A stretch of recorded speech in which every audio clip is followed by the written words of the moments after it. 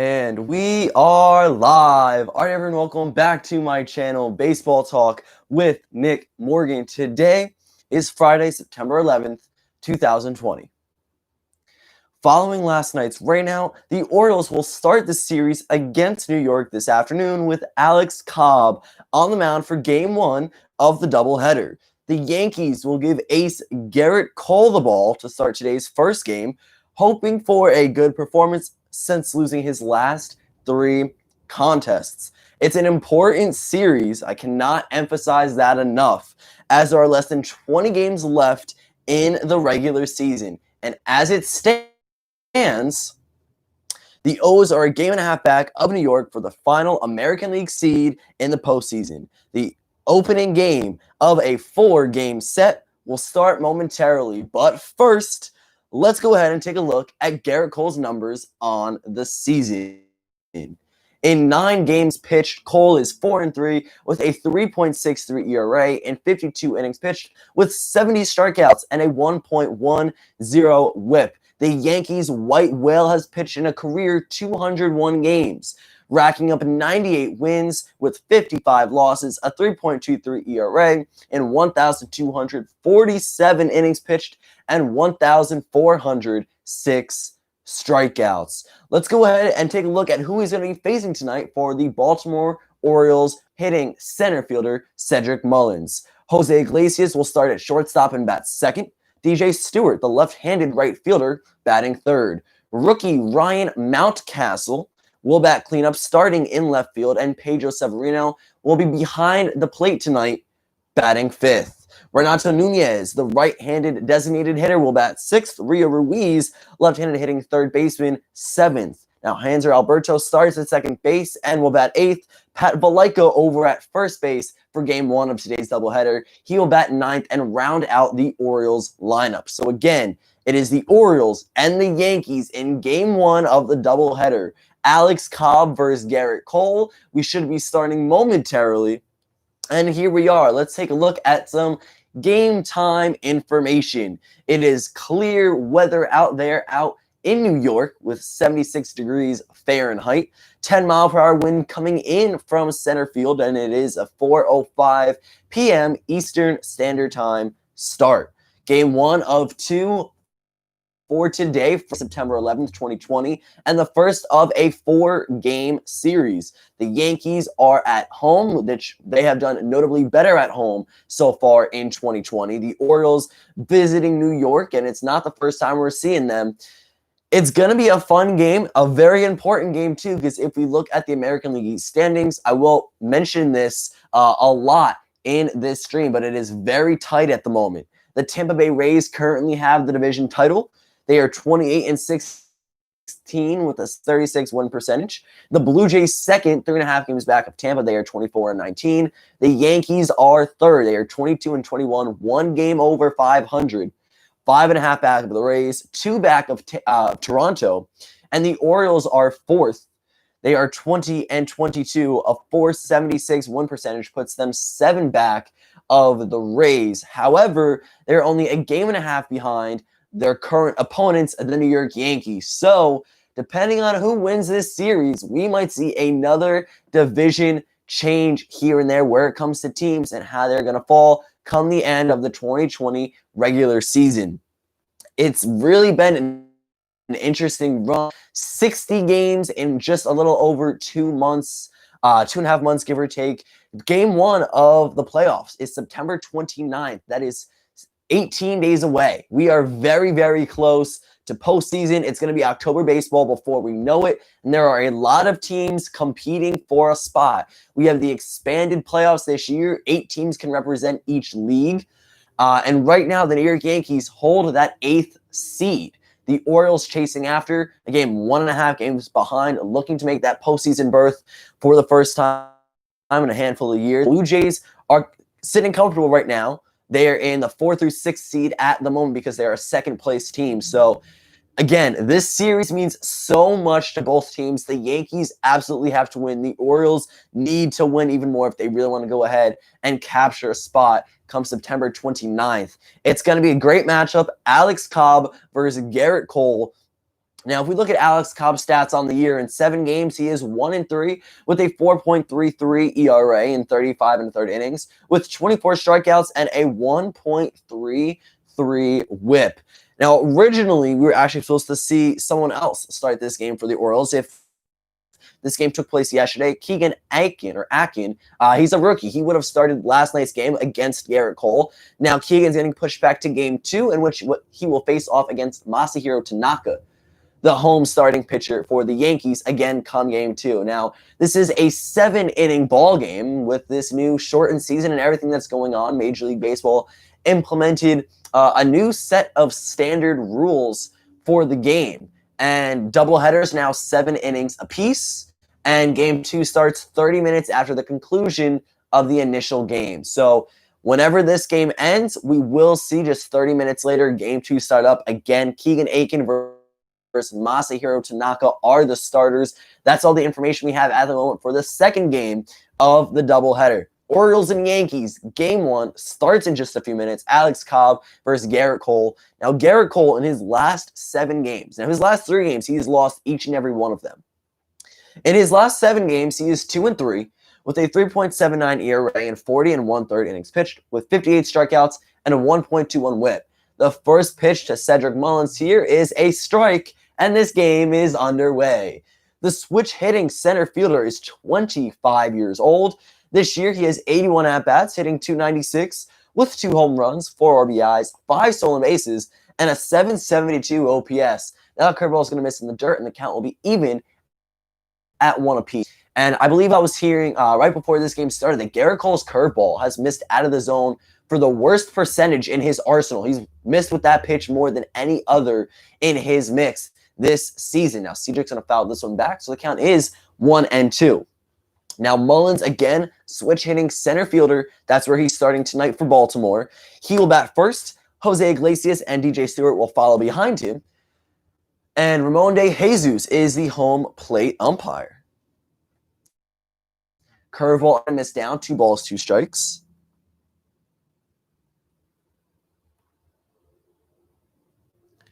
So here we are, Garrett Cole, of course, sporting number 45 for the New York Yankees in pinstripes at the moment. There is a shift currently with the Yankees defense, which we will get to in just a moment.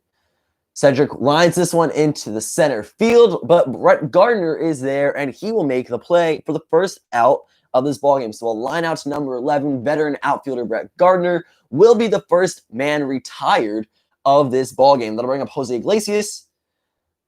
Starting at shortstop, the right-handed batter hits second today in game 1. Now let's take a look at this Yankees defense in the outfield from left to right. Mike Tauchman, Brett Gardner, and Clint Frazier. Luke Voigt starts over at first. DJ LeMahieu with the first game off as Tyler Wade is at second base. Scratch that rather. DJ at third. My apologies there. DJ LeMahieu starting at third base on the left side of the infield. Igor Torres is at shortstop. Iglesias is going to swing and miss for strike 1. And to this point in the season, 101 at-bats. Jose is hitting .376 with 15 RBIs and a .901 on-base plus slugging. Another wave and miss here puts him down on the count 0-2. Now, Garrett Cole is a former first-round draft pick who's actually the first selection in the 2011 draft. Went first overall to the Pittsburgh Pirates. And high heat. Jose Iglesias will foul this one back. The fastball coming in at 97 miles per hour so far from Garrett Cole here in the first half of the first inning. Again, Mullins went down on a line out to center field. Jose Iglesias is up now, down on the count 0-2, and right fielder DJ Stewart is on deck. Off-speed's going to miss down and away. That is the first ball of the at-bat to the shortstop. Now, Jose Iglesias definitely hits for average, .376. One of the highest averages on the Orioles' offensive side of things this year. He's going to put this one into play as well. He'll loop it right behind second base, and Tyler Wade is there. So it's a pop up to second, and that is the second out of this ballgame. Now, again, Garrett Cole has pitched in 9 games. This is his 10th start of the year. He has won 4 and lost 3 outings so far in this season. The ERA is a little high at 3.63. at the moment. We'll see if he can get that down with a great start here. Now, the New York Yankees are repping an NYPD cap, of course, as it is the 19th anniversary of September 11th, 2020. 2001. And the first pitch is a breaking ball, DJ Stewart, strike one. Fastball, which he'll take just above the belt, 1-1. So, yep, 19 years ago were the tragic events of September 11th. And the Yankees and the Mets are both wearing commemorative caps to honor the men and women who lost their lives on this day, 19 years ago. The pitch from Cole is going to miss outside, 2-1 to DJ. And 2 outs. Curveball, up and in by a called strike from Ramon De Jesus, the home plate umpire tonight, for game 1. Now again, 2 7-inning ball games. The Orioles and the Yankees in game 1 just started moments ago, and game 2 will start 30 minutes following the conclusion of this matchup. Wave and a miss. DJ Stewart goes down on strikes, swinging at a curveball low in the zone. That's going to be the first strikeout for Garrett Cole. No runs, no hits, and no man left on base for the Orioles. It's a 1-2-3 inning for the Yankees ace. So we're going to go ahead here and head to the bottom of the first. That was DJ Stewart. DJ LeMahieu will lead it off for the New York Yankees offensively. Now, to my mistake, I did say he got the off day for game 1, and that is incorrect. He's starting over at third base today. Game 1. Gio Urshela, of course, is injured. Now, some positive reports from Aaron Boone, assuming that they are true. Both Aaron Judge and Giancarlo Stanton are looking to be better, potentially can be back in the lineup by maybe this weekend, which would be huge for the New York Yankees offense. Obviously, they have been struggling quite a bit. The Yankees are 22-21. They started the year 8-1, then 16-6. They have now advanced to just one game above 500. 22 wins, 21 losses. That's a .512 win percentage, and they are third in the American League East division. Now, their current opponents, we mentioned this already, but the Baltimore Orioles are on their tail, a game and a half back, and they are pushing for a postseason berth. Very, very competitive division. The Rays currently have it. Then it's the Blue Jays, the Yankees, and the Orioles. The Red Sox, 5.5 games back of the Orioles, 12.5 back of the division leaders. So they are really out of this season currently, especially with under 20 games left to go in the year. The season's kind of gone by pretty quickly. It is only 60 games, but it feels like just the other day I was streaming an inning and a half of the July 23rd opening game with the Nationals and the New York Yankees before I lost power, and the game would later get canceled and called because of weather. But here we are now, September 11th. We are 43 games into the year for the New York Yankees and playing the Orioles. The lineup for New York is as follows for game 1 here of this doubleheader. DJ LeMahieu will lead off, starting at third base. Luke Voigt batting second over at first. Brett Gardner we see in the 3 spot today for New York. He will bat third, and field. Gleyber Torres batting 5th. Starting at short, Gary Sanchez batting 6th is the designated hitter, not behind the plate. Mike Tauchman will bat 7th, starting in left field. Kyle Higashioka batting 8th behind the plate. And Tyler Wade, the left-handed hitting utility man, will start at second base. It's a called strike to DJ LeMahieu in the bottom of the first here. It is also underway. Alex Cobb gets the called strike on a fastball, and DJ finds himself down 0-1. Now, Cobb in 7 games pitched this year is 1-3 with a 4.33 ERA. Another fastball slightly off the plate, but De Jesus deems it a strike, so DJ down 0-2. Again, Cobb 1-3 record, 4.33 ERA. He's racked up 24 strikeouts in 35 1/3 innings, and his WHIP currently sits at 1.33. He goes back to a fastball for the 3rd time in a row. This one is going to miss way outside, so it's 1 ball and 2 strikes.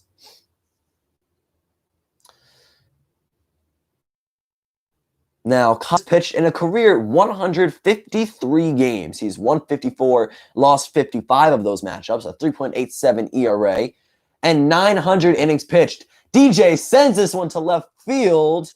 Looking back is Ryan Mountcastle, and it is gone. A leadoff home run for DJ LeMahieu. That is his 6th homer of the year, and early on, the Yankees are up 1-0. Now, that is huge. You typically don't hear someone say they have a one-game winning streak, but the Yankees have won their last matchup. They need to keep that momentum going now, especially third in the AL East division, and definitely trying to guarantee a spot come September 29th. It's an off-speed pitch that misses inside. DJ turns on it and gets every stitch of that baseball. Ryan Mountcastle cannot make the play. And now Luke Voit will poke one through the right side of the infield, and it's a single. So back-to-back base hits for the Yankees offense, and they are the first to strike, making a 1-0 ball game here in the bottom of the first. So with Luke Voit now currently standing on first base and DJ LeMahieu hitting that solo home run, Brett Gardner will come up to hit. Batting third, starting in center fielder, is the left-handed outfielder. Now, Brett is my favorite player on the New York Yankees, and my favorite player in the game at the moment. Trevor Bauer, my favorite pitcher.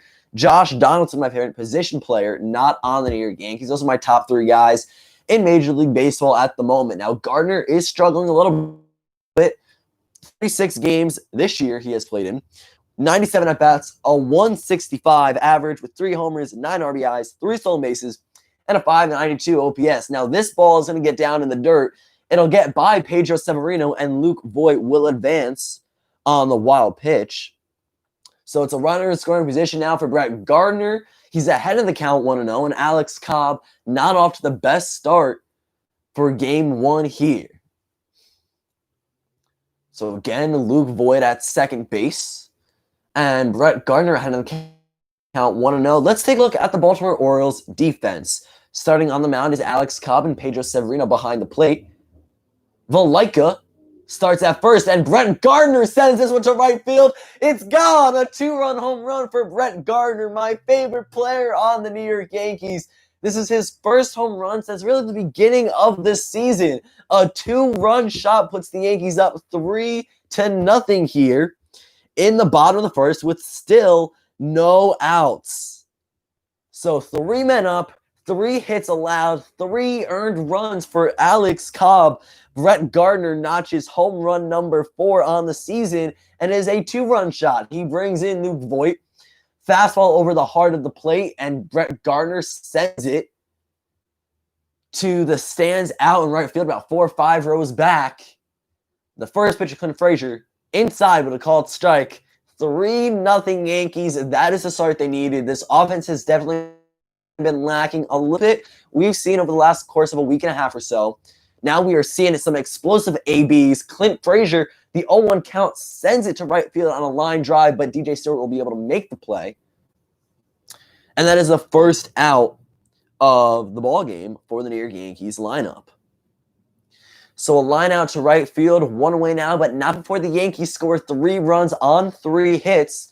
Gleyber Torres will step up now, and he was injured for a bit, missed some time. And before that, really wasn't having a whole lot of success at the plate. He came back in that first game, had, I believe, 4 RBIs. And the first pitch he sees here, he'll send out to center field. Back goes Cedric Mullins, but he will turn around and make the catch. So a line out to center, back-to-back outs here. 2 men away for Gary Sanchez, another Yankees man who is struggling with the stick at the plate. Gary is only hitting 121 through 107 at-bats. He is the designated hitter for Game 1. Kyle Higashioka starts behind the dish, batting 8th, so 2 spots lower than Gary Sanchez. I would assume that means Gary behind the dish in Game 2 of today's doubleheader. I'm very happy to go ahead and call that home run for Brett Gardner, my favorite player in the game. He's been for the past few seasons. That might be my first home run that I've seen live on YouTube from Gardner. Very excited for him, of course, and for the Yankees. It's a 3-0 ball game here in the first.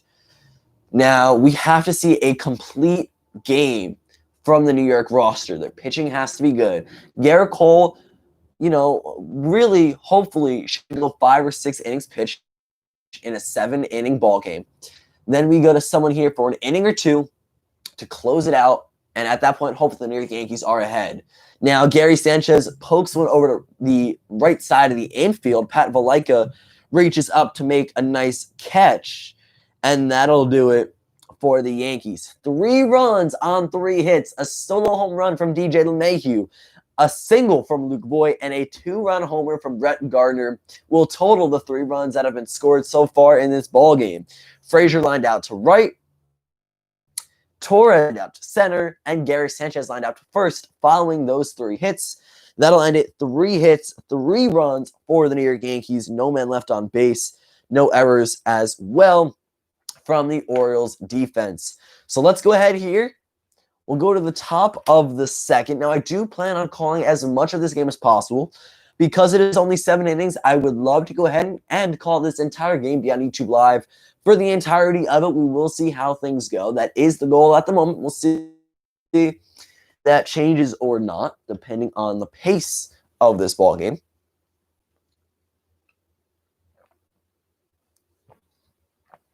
But we are going to head to the away half of the second inning.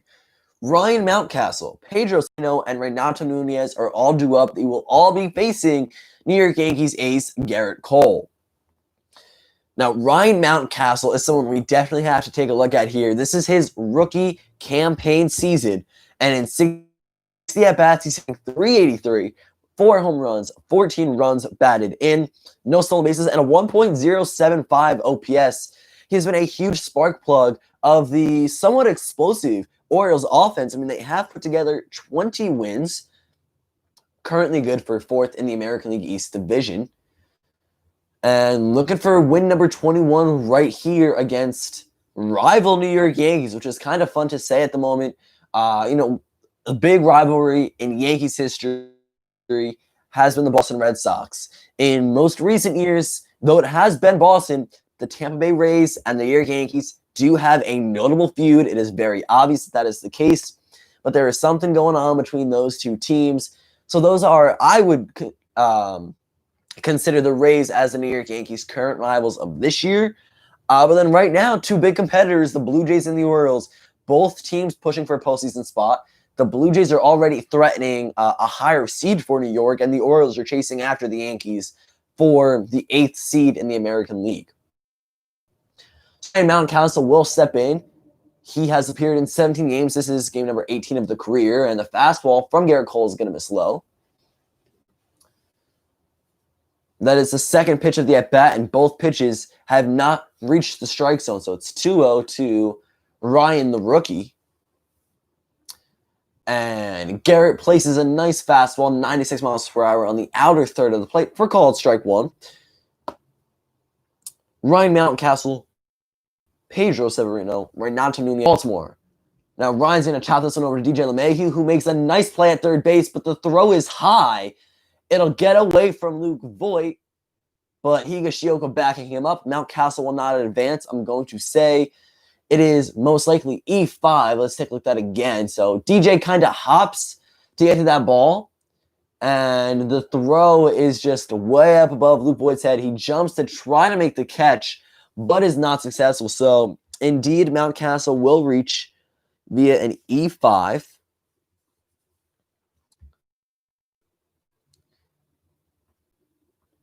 And the Orioles have their first base runner of the ball game.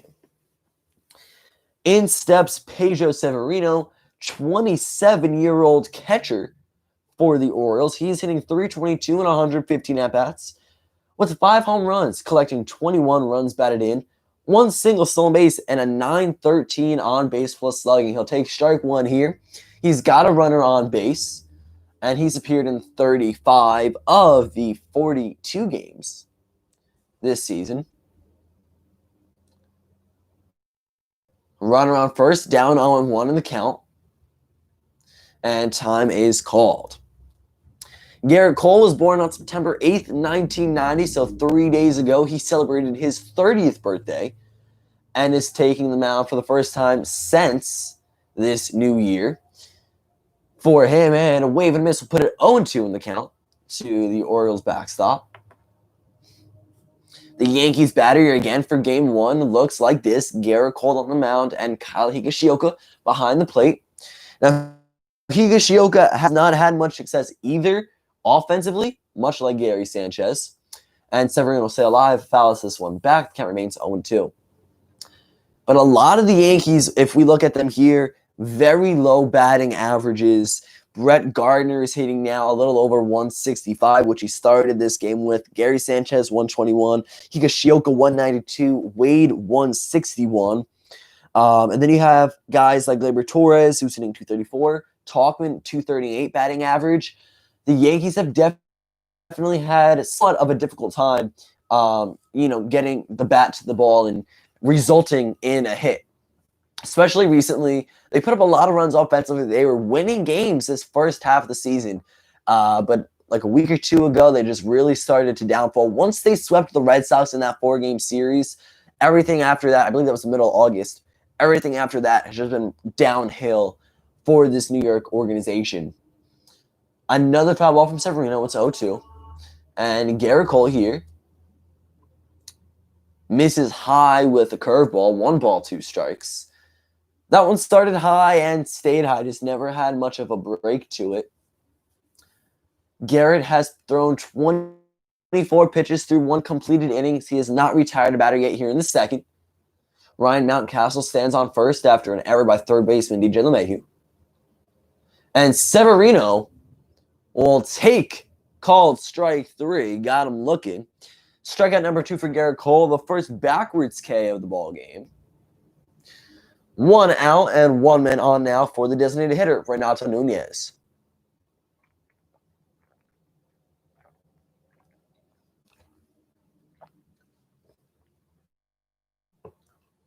So we look at last game for the New York Yankees. They won the final game of the series against the Toronto Blue Jays, but they did lose overall the set 2-1. Now, Toronto, of course, is big. Right now, they are second in the division and currently 2 games ahead of the New York Yankees. Now, with them losing the majority of that series, it put the Blue Jays at a advantage or at a disadvantage there because, now they are ahead. They have a little more leeway, and the Yankees will face Toronto again very, very soon for another series. So it's going to be important. These 2 teams going at it, the Blue Jays and the Yankees, every game in each series means a lot. Same thing here with the Yankees and the Orioles. If the Yankees even split the series with Baltimore, they're still not necessarily in a good spot to guarantee a postseason berth. Now, also, the wild card this year are 2 third-place teams, and they're the 2 third-place teams with the best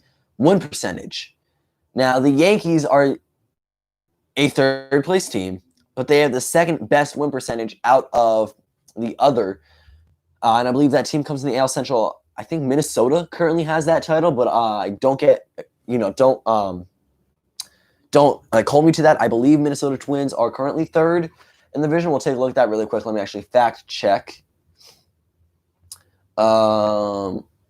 Cleveland. Minnesota is now second. The Cleveland Indians are 26-18, a .591 win percentage. The Yankees are 22-21, a .512 win percentage. So a little bit of difference there, right? And the Yankees want to secure that spot, so they have to beat the Orioles, at least take the majority of the set, and they have to really win the series against Toronto as well. That is coming up. Now, Nunez was in a 2-2 count. He offers and misses at a fastball outside for strike 3.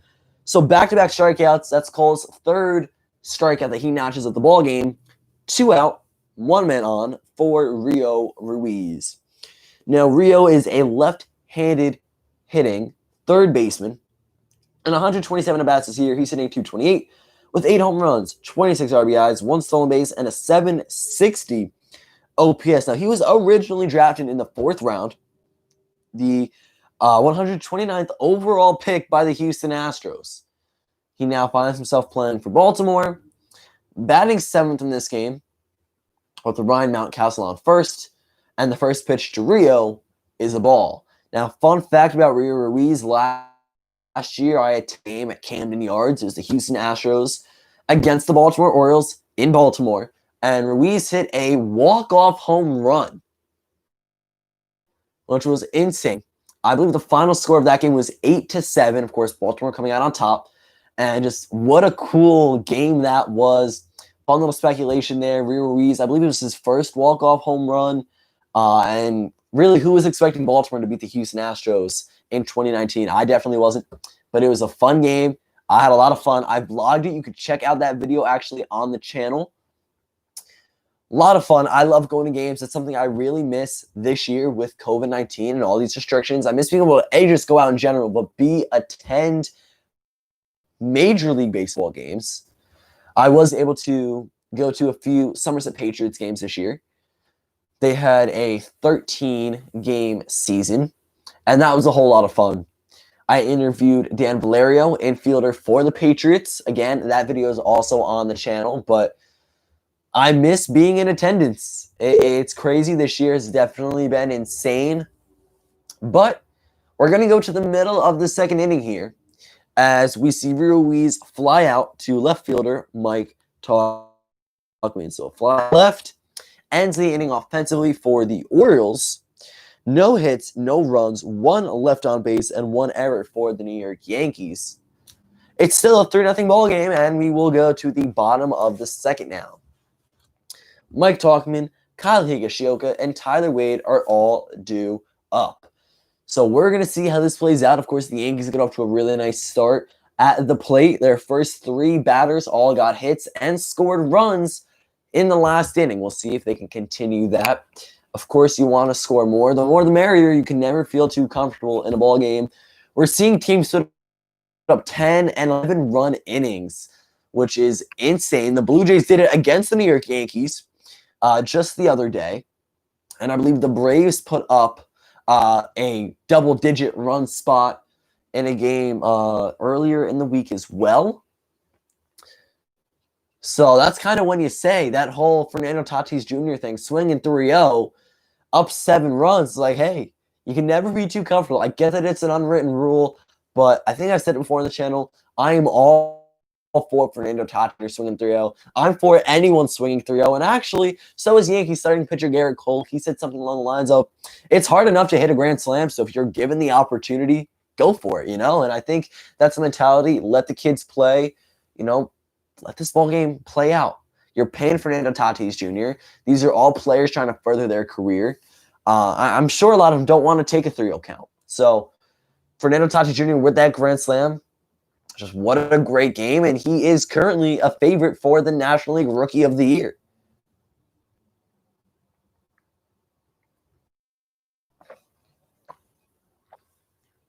Tatis has just put up great numbers this season. Of course, Mike Trout from the American League is most likely going to be the headlining candidate for the AL MVP award here in this shortened 2020 season.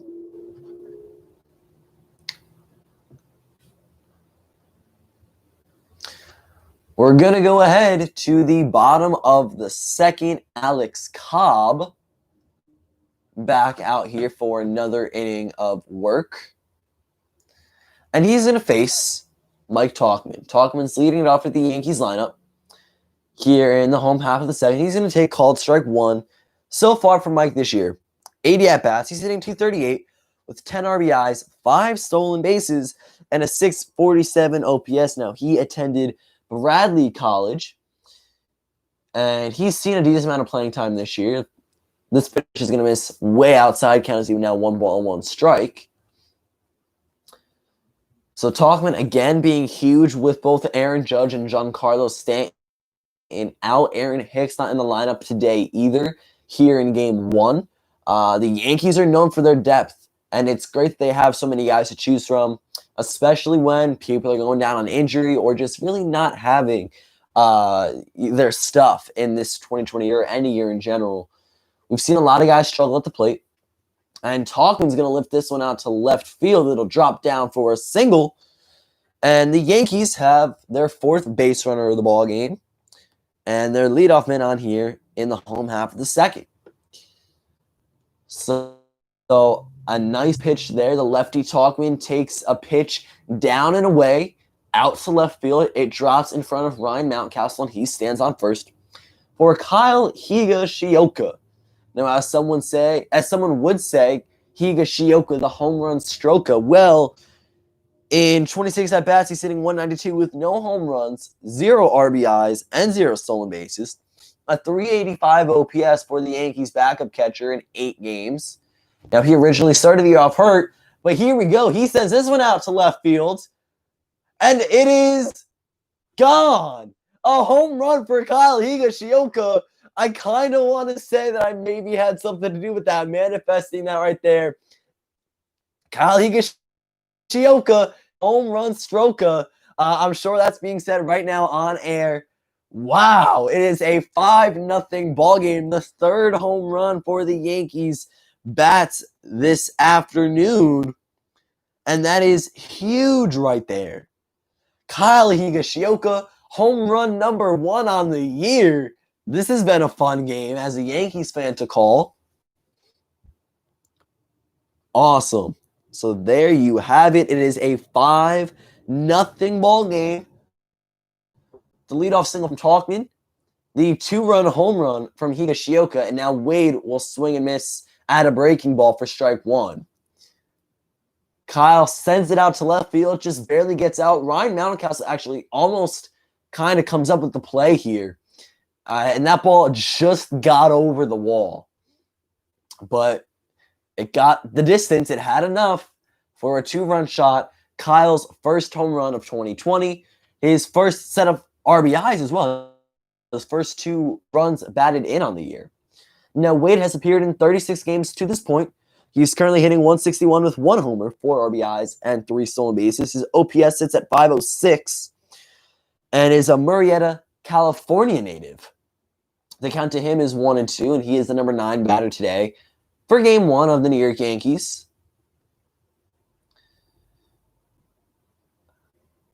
What a play from Alex Cobb. Breaking ball. Wade lines it right back up the middle, and Cobb traps it. Makes the play, so a line out back to the pitch 1 in the scorebook. Great heads-up play by the Orioles right-handed starter. And he's helping himself out right there. That's the first out of the inning. We're going to go ahead now and move to the top of the order. DJ LeMahieu started things off with a bang, a solo home run in the first at-bat, just last inning. Curveball now, belt high for called strike 1. The Yankees have a 5-run lead, and DJ's batting average is now sitting at 360. So for a while, he was maintaining a batting average right around the 400 vicinity. It's dropped a little bit, but nonetheless, still very high. 360, the best batting average on the Yankees roster at the moment. And it's a 1-1 count to the third baseman. 23 pitches for Alex Cobb through 1 1/3 innings, giving up 5 earned runs and allowing 5 hits. No strikeouts and no walks just quite yet. This one's going to miss outside the zone. 2-1 now to DJ LeMahieu. Orioles 0, Yankees 5 here in the home half of the second. DJ puts a curveball in play. Jose Iglesias over at shortstop will come up with it cleanly and make the throw over to first baseman Pat Valenka. And that is out number 2. So a 6-3 putout. We'll bring up Luke Voit with 2 outs and no men on base. Now, Voit singled back in the first. He advanced to second on a wild pitch and then scored on the Brett Gardner 2-run home run. Now, Luke Voit hitting 276, 14 home runs, 30 RBIs, a 941 OPS. He is somewhat close to the top of the tallies in the American League when it comes to your home run leaders. I believe tied for what would be 5th, I want to say. Let's go ahead here and check that out really quick. But 14 home runs for the Yankees first baseman. The most on the team. He's going to ground this one over to Rio Ruiz. He'll run in and make the throw over in time. A 5-3 ground out now. And the next 3 batters following the 2-run home run from Kyle Higashioka will all go down. So 2 runs on 2 hits there for the Yankees. No men left on base. No errors from the Baltimore defense. And let's go ahead here.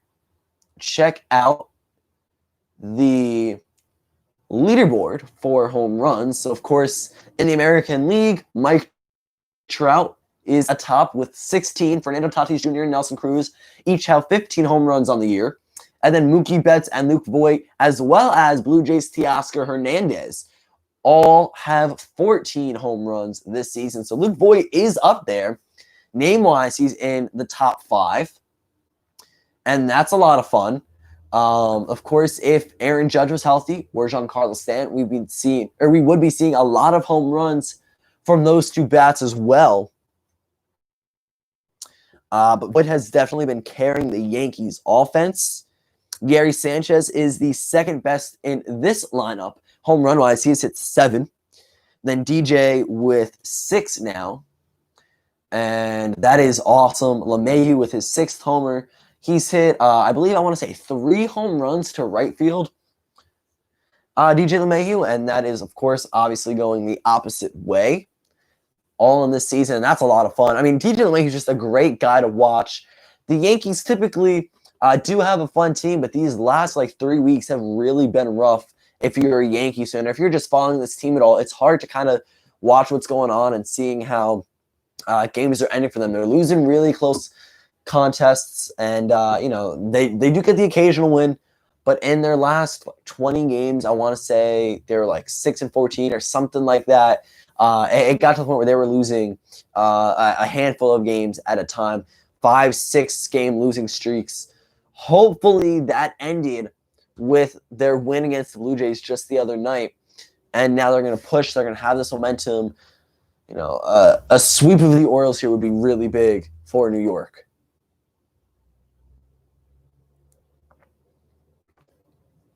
At this time, the Yankees are doing the injury report, and they're showing clips of Giancarlo Stanton running the bases, taking batting practice, which is all good and well. Hopefully, he's back soon. Now, Aaron Judge in the outfield, stretching before the game. Both of these guys really need to return for the postseason at the least. We're going to need those bats, especially facing some of the teams in the American League this year that are very talented and very good. Gio Urshela is expected back. I believe he can be reinstated next Tuesday off the 10-day IL. So he'll be back soon. He's been okay production-wise at the plate. Not the Gio we saw in 2019, but still one who does produce to certain capacities. And it's going to be a 1-2 count. I have to flip here in the book for Hanser Alberto. 8-9-1 batters are expected up this inning. It's Alberto, Valenka, and Cedric Mullins.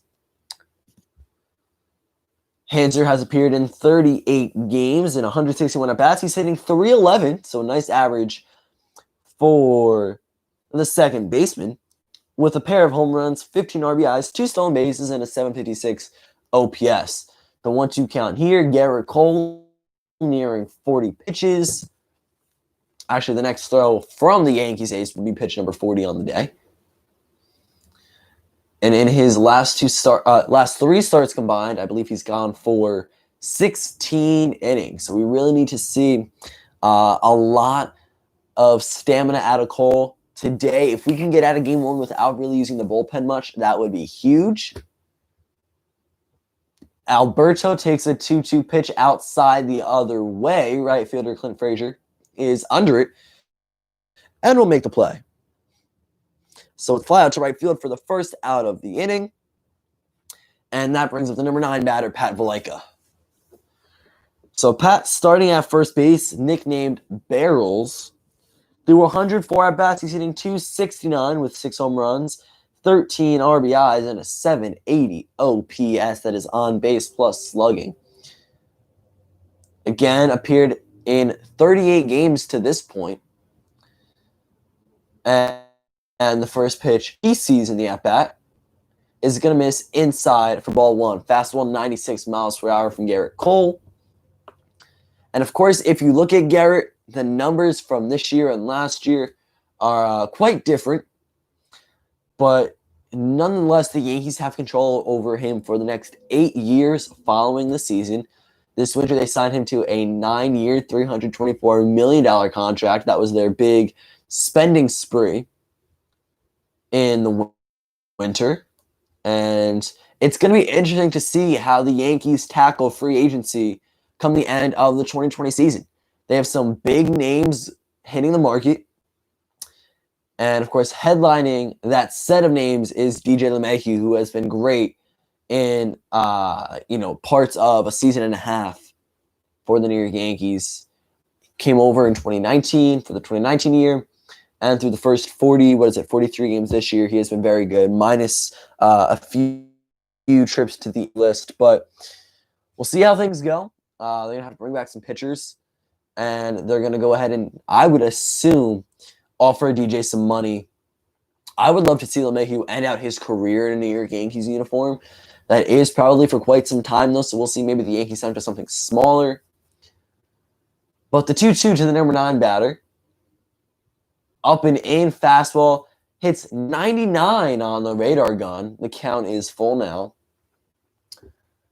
Garrett Cole, 46 pitches for number 45. Now, Chef G made his debut on June 11, 2013 with the Pittsburgh Pirates. He's played for Pittsburgh, Houston, and now New York. An off-speed pitch down and away, but gets Pat Valenka to chase. So strikeout swinging, that is strikeout number 4 on the day, the third forwards K in the scorebooks. And here we are. So they're showing some brave statistics here. They scored 29 runs against their respective opponent on Wednesday. 29 runs. Absolutely insane. We're seeing a lot of those games actually this year. They put up 29 runs. I believe, who was it? Against the Tigers.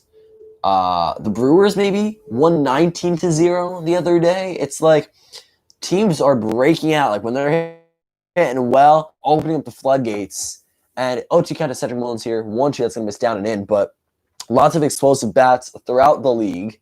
And the Yankees have seen that sporadically in 2020. I wouldn't say all at once, but they have seen production. And now a 1-2 here with 2 outs to the Orioles leadoff batter. He's going to call time. So 2 outs, no men on base for the Orioles switch hitting center fielder. Cedric bats left-handed with right-handed pitching Garrett Cole being on the bump. Puts a fastball 99 miles per hour in play over to second baseman Tyler Wade. He throws it over to Luke Voit in time. And it is a 4-3 ground out to end it. No runs, no hits for the Orioles, and no men left on base.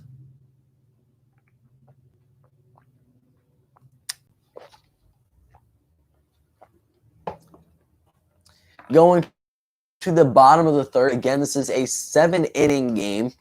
Game 1 of 2 in today's doubleheader. I'm definitely on the fence when it comes to if I am in favor of this 7-game doubleheader.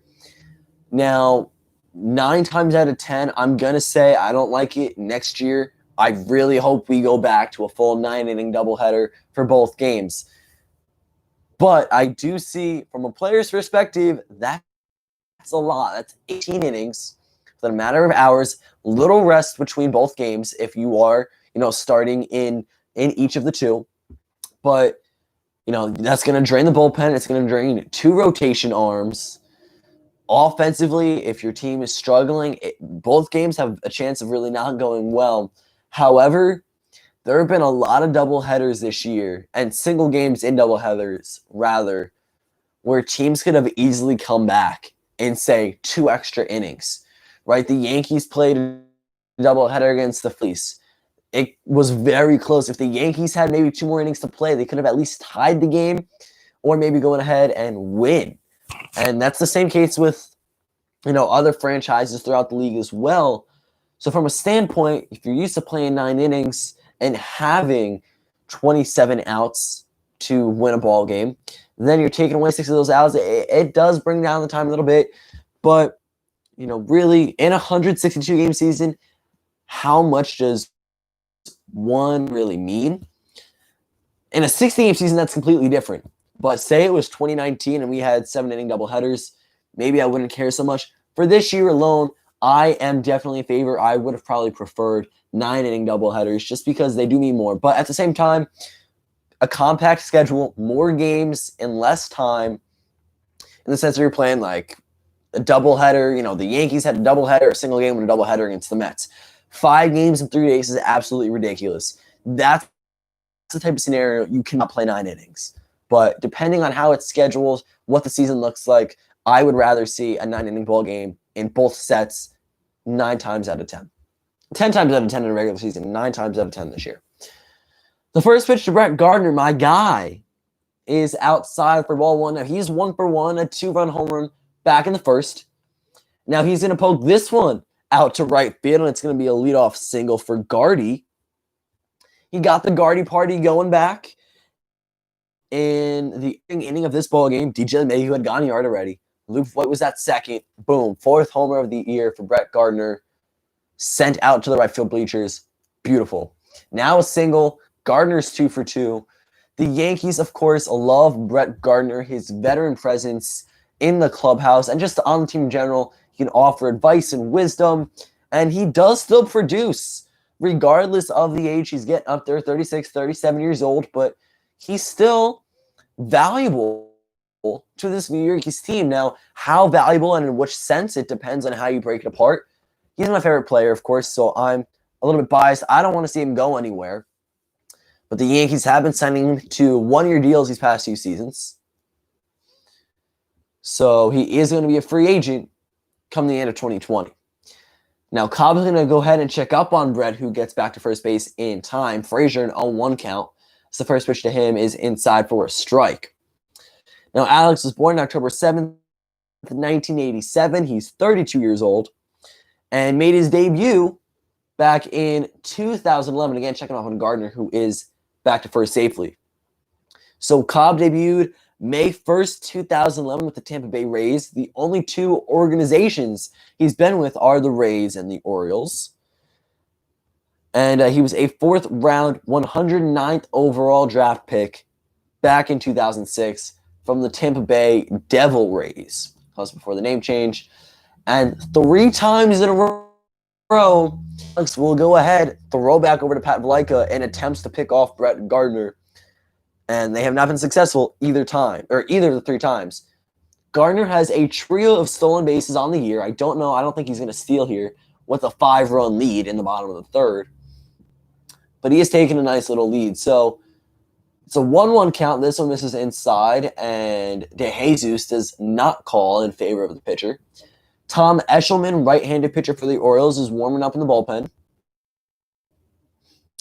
And the 1-1 to Frazier is going to be a strike as he swings and misses at what seems to be a changeup and down in the zone. 1-2.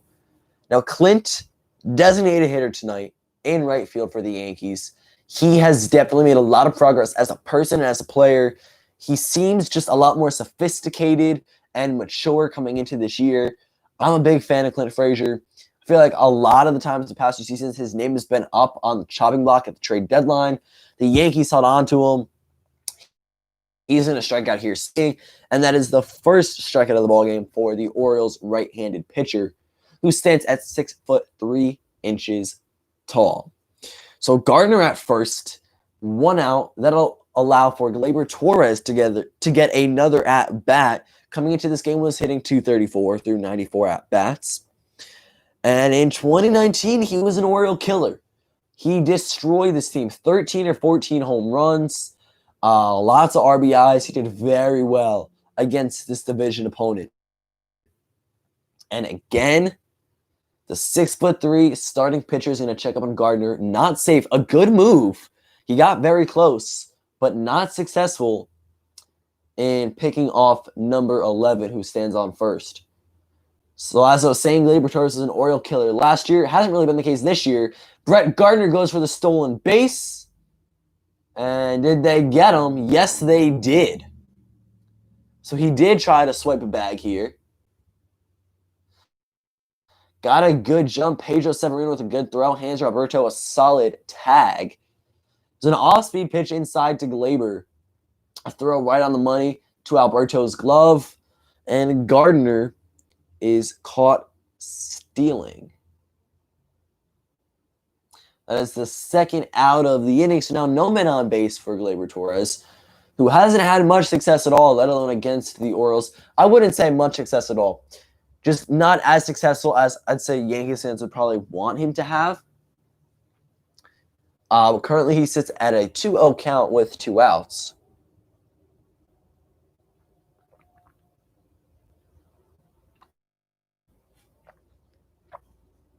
This is going to miss outside. The count will advance to 3-0. Number 25, 2 outs, no men on. Cobb is throwing 37 pitches and a fastball in the outer third of the plate. In the top corner is the called strike, 3-1. So the average is now down just a little bit to 232 for Gleyber, 2 home runs and 10 ribbies. On deck is Gary Sanchez and then Mike Tauchman. And Gleyber will work a walk, so he'll get on base. That is the first man to reach via ball 4. Oh my goodness. First man to reach base via ball 4 of the ball game. And now Gary Sanchez is due up. 2 outs. Gleyber on first. Gary hitting 120. 7 homers, 15 RBIs, and a 550 OPS. He's been in a slump for the majority of this season. And now with a runner on base and 2 away, he'll swing first pitch, foul it back. Strike 1. I would assume this is Alex's last inning of work. He'll probably go through 3, have at least 5 earned runs, and then they will hand it over to the bullpen to kind of take care of the rest. At least that's what I would. We'll see if I'm correct or not come the bottom of the 4th, of course. Gleyber Torres is the leadoff first base. Gary Sanchez, changeup on the outside portion of the plate, right on the black, really, and it's a called strike, 0-2. To the Yankees' designated hitter, who is batting 6th this first game. The 0-2, and Cobb again throwing over first, this time to Gleyber Torres. And he has not stolen base yet this season. I don't think he will with 2 outs and a 5-run lead. We'll see. Not particularly known for his speed on the base paths. Gary Sanchez down in an 0-2 count. Off-speed pitch, belt high, right down the heart of the plate. Got Gary Sanchez looking, and that'll end it. No runs for the New York Yankees on no hits. 1 man left on base, no errors, and no earned runs. So that's the first inning that the Yankees get shut out offensively for this ball game. Now we're going to head to the top of the 1st. Jose Iglesias, DJ Stewart, and Ryan Mountcastle will all have at-bats and plate appearances here in the away half of the 4th inning.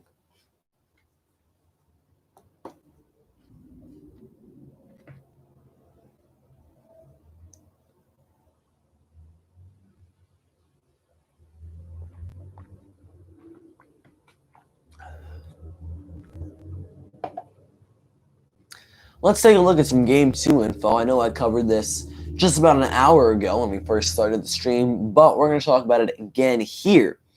Now, Game 2 of this doubleheader will start 30 minutes following the conclusion of this first game, in which the Yankees currently have the lead 5-0 over the Baltimore Orioles. So 30 minutes once this game ends, Game 2 will start up. Keegan Aiken will take the mound for the visiting Baltimore Orioles, and Masahiro Tanaka will be in pinstripes, making his 8th start of the year, looking for his 2nd win of the season. So Aiken versus Tanaka, or Akin. I don't know if I'm pronouncing that correctly. I do apologize for I'm mispronouncing that name. But Keegan was originally scheduled for Game 1 of the series, which was supposed to take place yesterday. Now, there was a lot of rain in the tri-state area, and over Yankee Stadium. So the game got canceled and postponed to today for a doubleheader. Now, Garrett Cole was supposed to start yesterday. He did start today, game 1. And Aiken was supposed to match up against him. Now he will face off against opposing pitcher Masahiro Tanaka. So he's actually had a lot of success through 4 games, all no decisions, but a 2.08 ERA, 13 innings, 15 strikeouts, and a 1.15 whip. This is his first season as a Major League Baseball player. And facing him against Masahiro Tanaka, who is notably very good, especially in the playoffs. So if the Yankees get to that point, I'm excited to see Tank and what he does. It'll be Garrett Cole, Masahiro Tanaka, maybe J.A. Happ as the third starter in a postseason setting. And I would assume probably following would be Davy Garcia, who has been really good for the Yankees in his debut season. Now, Mountcastle is going to send one to right field. Clint Frazier, a diving play, and he'll make the catch. That was not Mountcastle. That was Iglesias. My apologies there. But a line out to right fielder Clint Frazier, who robs Orioles shortstop of his first hit of the ball game. Beautiful play from Clint. That's the second time you've seen him make a nice diving play like that. The first time it was Air Frazier, I want to say a week or two ago. This time he lays out, makes the catch, robs the Orioles shortstop of his first hit of the game. And now DJ Stewart will step in. So I messed up Mountcastle's spot in the order. My apologies on that one. But now it's a 1-1 count as the fastball is going to miss up and in to DJ Stewart, who's hitting .258. He's got 5 home runs on the season with 7 runs batted in. 1-1 count, 1 out. Pitch number 56 to Garrett Cole, and it's a fastball outside, but DJ will wave and miss at it for strike 2. So DJ Stewart, DJ LeMahieu, it's a face-off of DJs here, at least in game 1. So now 1-2, and the Yankees ace will certainly attack the Orioles right fielder. This one's going to miss down to the count. It's tied at 2 apiece. But going back to what I mentioned, I believe, in the bottom of the 3rd inning, Clint Frazier just looks a lot more mature. His defense has been extraordinary compared to other seasons. He looks really good. He actually looks comfortable in the outfield in his abilities. DJ Stewart fouls this one back. Still count is at 2-2. But Frazier looks confident. He looks good out there. And with a team that struggles with keeping guys healthy, having Frazier stay healthy, and be consistent in the outfield and at the plate is huge for this New York Yankees team. DJ Stewart's going to go down swinging on strikes. 1, 2, 3, 4. Strikeout number 5 for Garrett Cole in 4 innings. 2 men out, and Ryan Mountcastle will step up to the plate actually this time around. Mountcastle reached via an error back in the 2nd inning. DJ LeMahieu with a high throw over to Luke Voigt allowed him to make his way over to first. Ryan hitting .377 in his rookie campaign. And first of all, he sees the at-bat. It's going to miss high for ball 1. And then he waves and misses at a changeup at 90 miles per hour. Down and away. The lower corner of the plate.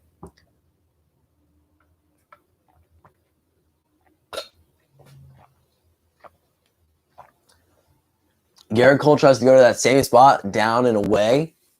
This time with the fastball at 98, but it does miss down and away a little too much. 2 balls and a strike to the Orioles cleanup batter, and he'll wave and miss at a changeup. On the inner third, count is 2 balls, 2 strikes, 2 outs. Garrett Cole thrown 63 pitches through 3 2/3 innings.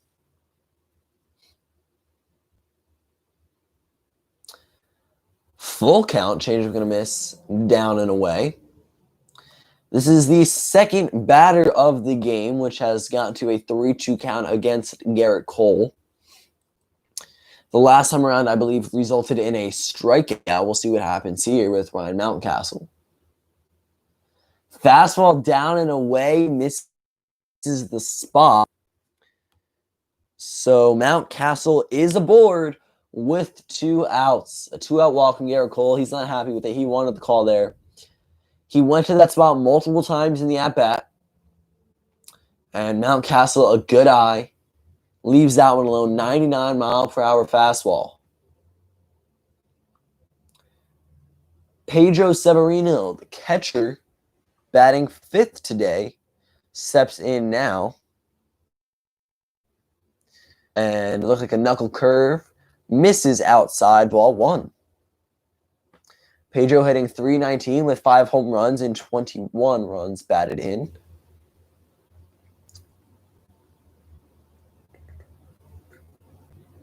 Wave and a miss there. Garrett Cole down in the zone. So I mentioned a statistic that I believe I heard prior to the start of this stream earlier on, and that is that Garrett Cole misses down in the zone a lot, primarily with his curveball. He's missed a decent amount of times today, just in general a little low, but he's only issued 1 walk. He's allowed 2 base runners. One was even on an error. Fastball down the middle, swing and a miss from Pedro, 1 ball, 2 strikes. Mountcastle leads off first. Put in play, DJ LeMahieu over at third base. Throws over to Tyler Wade, who's covering the bag at second, and that will end the inning. So a fielder's choice will get Ryan Mountcastle out at second base, and that will end the inning. 69 pitches for Garrett Cole through 4 completed innings of work. No hits, no runs, 1 man left on base for the Orioles offense in the 4th.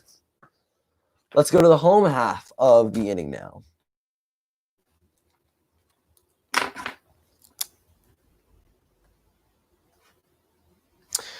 Tauchman, Higashioka, and Tyler Wade are all due up. Now, the first 2 batters started off the second inning, and it went as follows. Mike Tauchman had a leadoff single. Then he would score on a Kyle Higashioka 2-run home run. Now, it was Higa's first homer of the year, and that was a fun moment to call. Then Wade, DJ, and Voit all went down in order following the 2-run homer. The Yankees have hit 3 long balls this game.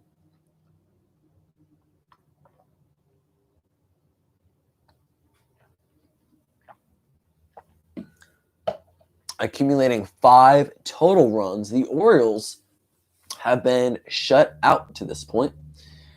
So again, Tauchman, Higashioka, and Tyler Wade are all going to be up here in the bottom of the 4th. Keep in mind, this is only a 7-inning ball game with the doubleheader, so not as much action. Now, last we saw, Eshelman was warming up for the Orioles in the bullpen. We'll see if he makes an appearance now. He comes in to relieve Alex Cobb in the 4th. And if that is the case, Alexander Miller Cobb, his full name, would have thrown 3 innings, allowing 5 earned runs. And actually all via the long ball. Hello to everyone in the chat and in the stream. Thank you for joining me today. Game 1 of the doubleheader between the Baltimore Orioles and the New York Yankees. The Yankees currently have a 5-0 lead over their division opponents. And Mike Tauchman will step in. He's 247. He's still looking for his first home run. And he has collected 10 runs batted in with a .663 OPS here in 2020. So Alex Cobb is still in this ballgame, actually, at least to start the 4th inning. Thrown 41 pitches, and the first to Talkman, 91 miles per hour, in on the mark. Home plate umpire De Jesus deems it a strike, 0-1.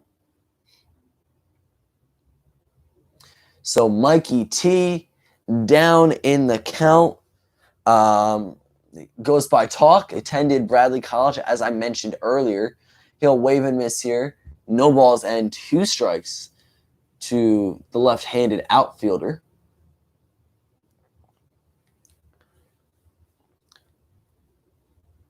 So we got Talkman, Higashioka, and Tyler all up here in this inning. Garrett Cole has not allowed a run yet through 4 completed innings of work. Alex Cobb, through 3 innings, has allowed 5. The 32-year-old with the 0-2 delivery. Good spot, 92 miles per hour, down and in, but the call is not in his favor. It is the first ball of the at-bat. Mike Talkman sits now 1-2. No man out, no man on base here in the home half of the 4th inning.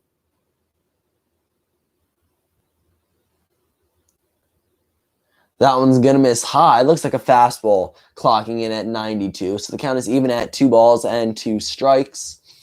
Talkman, as I mentioned previously, singled back in the 2nd. We'll see what he does here with the 2-2 count. Hits it the other way, and it's another base hit. So Talkman almost replicates his first hit of this game. Back in the 2nd inning, he took a pitch down and away, hit it out to left field, and as a left-handed hitter, obviously that's the opposite field. He does the same thing right here. Sends one out. It's a one-hopper to Ryan Mountcastle starting in left field. And that is going to be the 3rd time this ball game the Yankees have their leadoff batter at least on base. Now, Kyle Higashioka with the 2-run home run back in the 2nd brings his average up to 222. He has 2 RBIs and could potentially get his 2nd home run right here of the season. It'd also be his 2nd of the game. It'll miss outside 1-0. And Eshelman is back in the bullpen for Baltimore.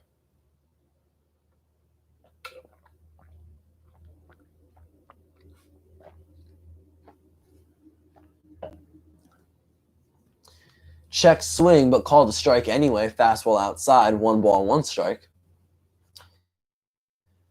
Kyle has been the backup catcher for the New York Yankees. However, he started the season off injured, so he was not available. I think this is his 9th appearance, his 9th game, where he has at least 1 at-bat.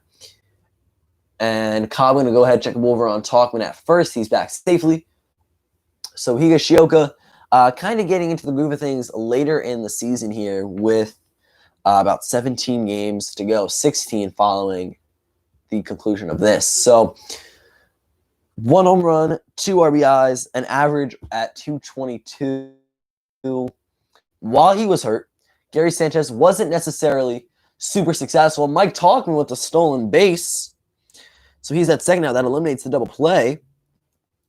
But Sanchez hasn't been super successful. And in points of negativity with Gary behind the plate, both defensively and offensively, you couldn't go to Kyle Higashioka. Eric Kratz was the number 2 man in the depth chart for the New York Yankees. I really like Eric Kratz. I'm a big fan personally and as a player. I love what he's for, what he stands for in this game. Just he's looking after these young guys. Him and Davey Garcia really have a great relationship, which is awesome. And it's fun to watch. Stuff like that just really gets to you.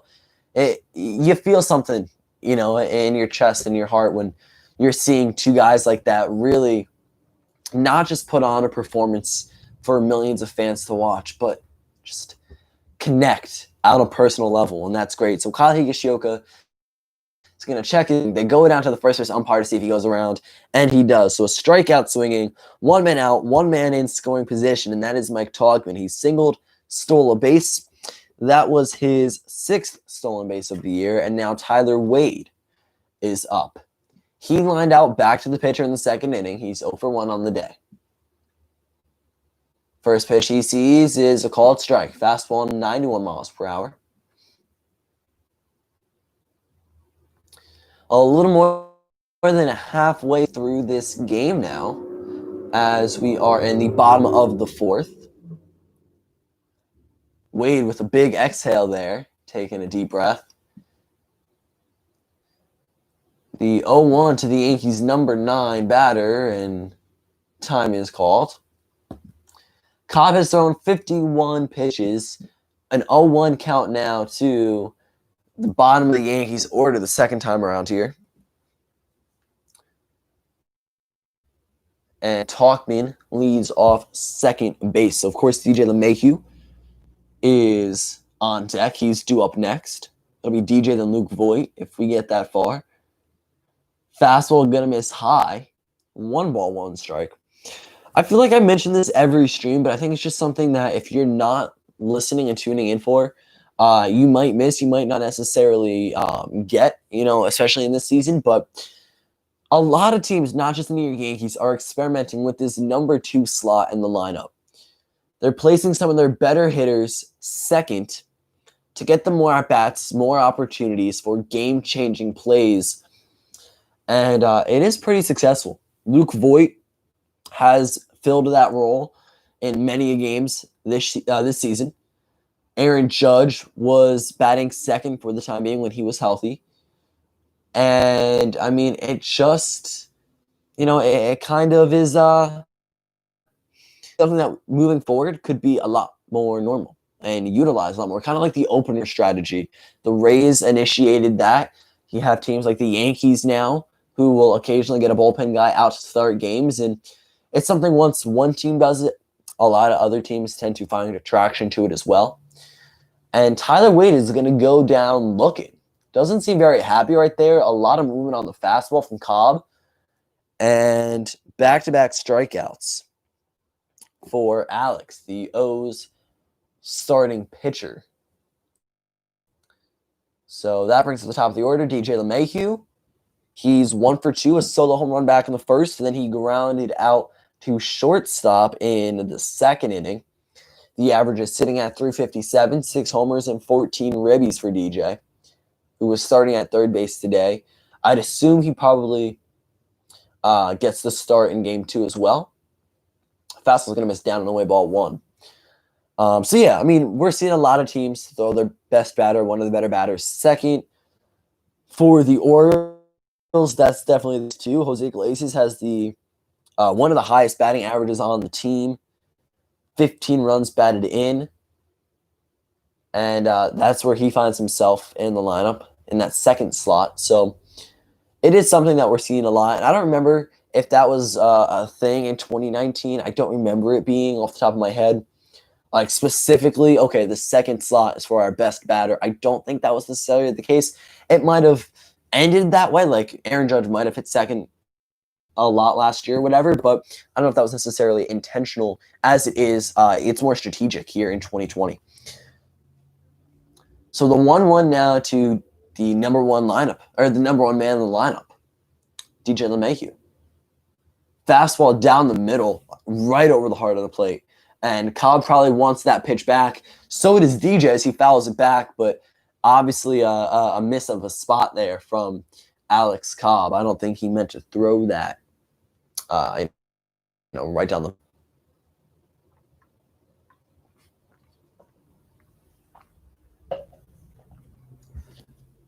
One, 2 count to DJ LeMahieu, 2 outs, and Mike Talkman on second.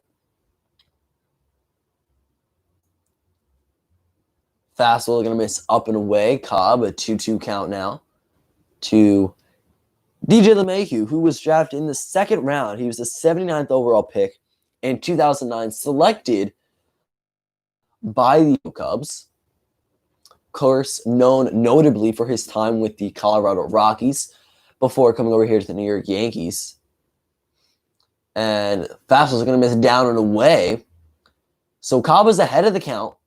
1-2, now finds himself in a full count at risk of walking DJ, and that'll bring up Luke Voigt, that number 2 batter, who is very scary, very dangerous, and very capable of making this game 8-0 if given the opportunity here in the bottom fourth. He's hit for power. We've talked about it already. He's high up there on the leaderboards for home runs in the American League with 14. And a swing and miss from DJ LeMahieu. Changeup down and away, but gets him chasing. So back-to-back-to-back strikeouts. 1, 2, 3, 4, 5, totaling 5 Ks on the day for Cobb. And that will do it. Let's see here. No runs, 1 left on base, and no errors for the Yankees offense and the Orioles defense. Going into the top of the 5th, Renato Nunez, Rio Ruiz, and Hanser Alberto will all be up. So those are your 6, 7, 8 batters. And in previous at-bats, Nunez struck out swinging. Ruiz flew out to left field, and Alberto flew out to right field. So here we are here. I'm just going to take a look at my MLB at-bat app, see what's going on around the league. I don't remember if other games have started just yet. The Phillies and Marlins have a doubleheader today as well. And we'll take it through here. So the best team in baseball right now, the Los Angeles Dodgers, 32-13, a 7-11 win pitch, which is crazy high. 98 plus and positive. Plus 98 run differential. They outscore their opponents by 98 runs. And that's been the case throughout the entirety of the season. So the Dodgers, Cubs, and Braves all find themselves at the top of their respective divisions here at the moment. And then the Athletics, the White Sox, and the I was going to say Braves, the Rays are all atop their divisions as well. So as of right now, the Twins, Blue Jays, and Astros are the 4, 5, 6 seeds in the American League. The Rays are first, Athletics second, White Sox third. 7th and 8th is Indians and Yankees. So not necessarily the best for me as a Yankees fan. Of course, I'd like to see the Yankees first in the division, at least second. But it is what it is. That's going to happen. And you can't always have success. Every year cannot be the year. So here we are. The first pitch to Renato Nunez is an off-speed pitch for strike 1. The second, fastball up and in. He swings and misses. 0-2. So I just want to say quick thank you for everyone who has tuned in so far and is currently tuned in. I appreciate it. I appreciate the ongoing and continued support as usual. Looking forward to it, guys. We have a lot of fun stuff coming around in Major League Baseball. The end of the regular season is somehow and surprisingly just a few weeks away. And then we have postseason. It's going to be a fun run for each and every team. The White Sox should be in it. A lot of teams out here. I just said the White Sox. I picked on them specifically just because they're a team that we don't necessarily see get a lot of postseason berths as of late. But the White Sox will be there. The Rays will have the division title most likely. The Blue Jays get a postseason berth one of the first few times in the past few seasons. So it's exciting. It really is. And here we go. Renato Nunez is going to swing and miss at a curveball down in the dirt. Drop third strike, but he will be out. Higashioka throws over to first baseman Luke Voigt in time to retire the batter. 5 strikeouts for Garrett Cole, and the first pitch to Ruiz is a ball. Sorry, strikeout number 6. 5 to that point. That is strikeout number 6 for Garrett Cole. Second pitch of the at-bat to Ruiz is also going to miss, so it's 2-0. Now, Garrett Allen Cole has thrown 75 pitches through 4 1/3 pitched. The 97-mile-per-hour heater will miss up and away, so 3-0 count. And on deck stands Hanser Alberto. Of course, in a 3-0 count, fastball down the middle, 98 miles per hour. It's going to register for strike 1.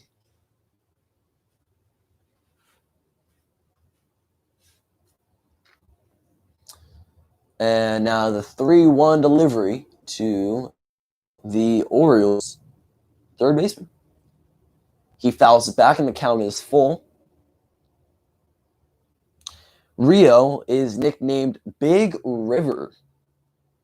And coming into tonight was hitting .228, 8 home runs, 26 ribbies, and a stolen base. I think I mentioned earlier he was drafted by the Houston Astros. And now the full count payoff pitch. Grounded, put in play. Luke Voigt is over there, and it's 3 unassisted for out number 2 here in the 5th inning. Hey, Matt, how you doing? So 2 men have been retired now for Garrett Cole. Hanser Alberto will step in to try to turn things around for the Orioles and see if they can get a base runner, maybe spark a potential 2-out rally. The average has gone down for Hanser. He's 0 for 1. He flew out back in the 3rd inning, now batting .309, which is still very good. First pitch he sees, he's going to kind of one-hop into the glove of Clint Frazier. So out the other way to right field, and indeed, it is going to be a 2-out single. Pat Valenka steps in. Hanser Alberto now on first. Yeah, kind of just surpassed the infield dirt and then rolled its way into the glove of right fielder Clint Frazier. So that's actually the first hit of the ball game. I didn't want to be the one to say it because I didn't want to jinx it, but I was thinking maybe there was a chance that Garrett Cole would potentially go for the no-hitter. Obviously, that's not the case now as Hanser Alberto ends it.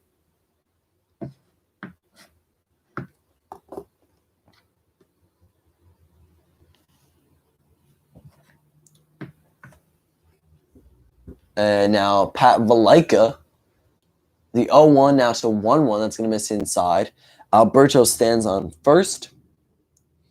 Now, Pat attended UCLA College. He's 28 years old and has been the primary first baseman for the Orioles this year. Of course, they are without the talent of Trey Mancini, who is unfortunately going through the process battling cancer. I hope he has a speedy recovery. We have mentioned that before on the stream, but it is unfortunate. Cal Ripken Jr. actually was announced to have been battling cancer, and he is cancer-free as of a few weeks ago, which is amazing news and awesome to hear. 2-2 now to Valenka. Garrett Cole kind of looks like he's wearing down a little bit. 85 pitches just about. And the count is even at 2. 2 outs, 1 on. Fastball actually reaches 100 miles per hour. I believe that's the fastest pitch thrown from Garrett Cole this entire game. And right back to Garrett, who throws it over to first in time. A 1-3 putout, that'll end the inning. 1 hit, no runs, 1 man left on base, and no errors for the Yankees defense. So with it being a 7-inning game, we now go to the 5th inning stretch, which I don't know how people are taking in. But we're also going to look at the contents of the bottom of the 5th inning, what it has in store for us. Offensively for the New York Yankees, your 2, 3, and 4 batters, Luke Voigt, Brett Gardner, and Clint Frazier. They're all due up. They're all going to get a plate appearance. And that bat right here. And with a 5-run ball game, you have a nice little barrier at the moment. Insurance would not be the word, but if you do tack on extra runs, it doesn't hurt. Now, maybe Garrett Cole goes a 6th inning. It would definitely have the bullpen if that's the case. Definitely possible as well.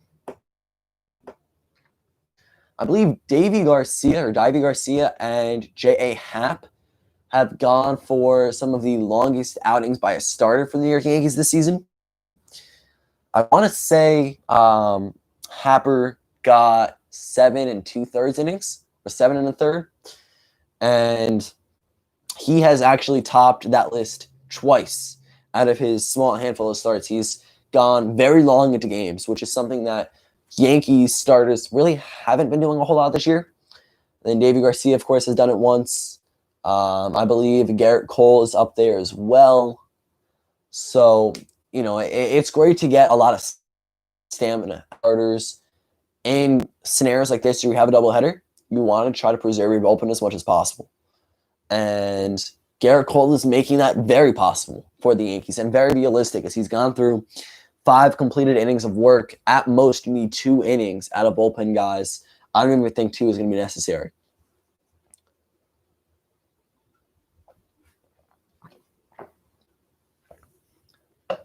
Chef G is on track for his first win in quite a few games. He put up a few no decisions and then lost his last 3 consecutive starts.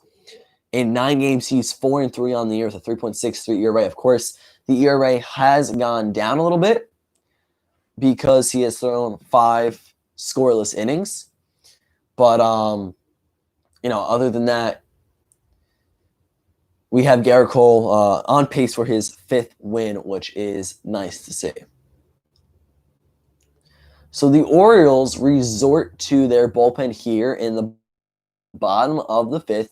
Thomas Eshelman, number 73, is a right-handed reliever, 26 years old, stands 6 foot 3 inches tall. He's appeared in 8 games this season. He's 3-0 with a 3.91 ERA, 23 innings pitched, 9 strikeouts, and a whip at 1 flat, just 1.00.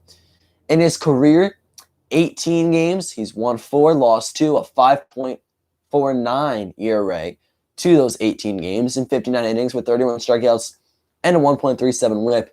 He actually debuted just last year, July 1st, 2019. The 2-0 to Voit, and it's a changeup down the middle, 2-1. Luke Voit, Brett Gardner, Clint Frazier, all due up. Lewis Linwood Voit, or Louis V. That's 2 pitches now that miss inside, which I don't think is intentional whatsoever, but just kind of scary for Luke Voit because you don't want to get hit, especially when you are performing to the most extent out of everyone on your team. Now, he sends this one to deep left center field. Cedric Mullins calls off Ryan Mountcastle just a few feet in front of the warning track, and that'll be the first out. So a fly out to center to get this one going. 1 up, 1 down for Eshelman. The lefty Brett Gardner will come up and hit. He's 2 for 2. He's got that 2-run homer. Back, that was his 4th on the year. And then he got a single in the 3rd. He was caught stealing after that. But Gardy has raised his average up to 182, 4 home runs on 11 RBIs in the 2020 season. The off-speed pitch, breaking ball, 77 miles per hour is going to start low and end low. 1 ball, no strikes.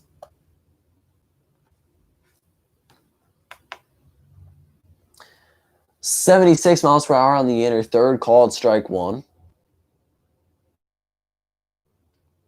Bottom of the 5th here, the Yankees have a 5-run lead. It's 5-0.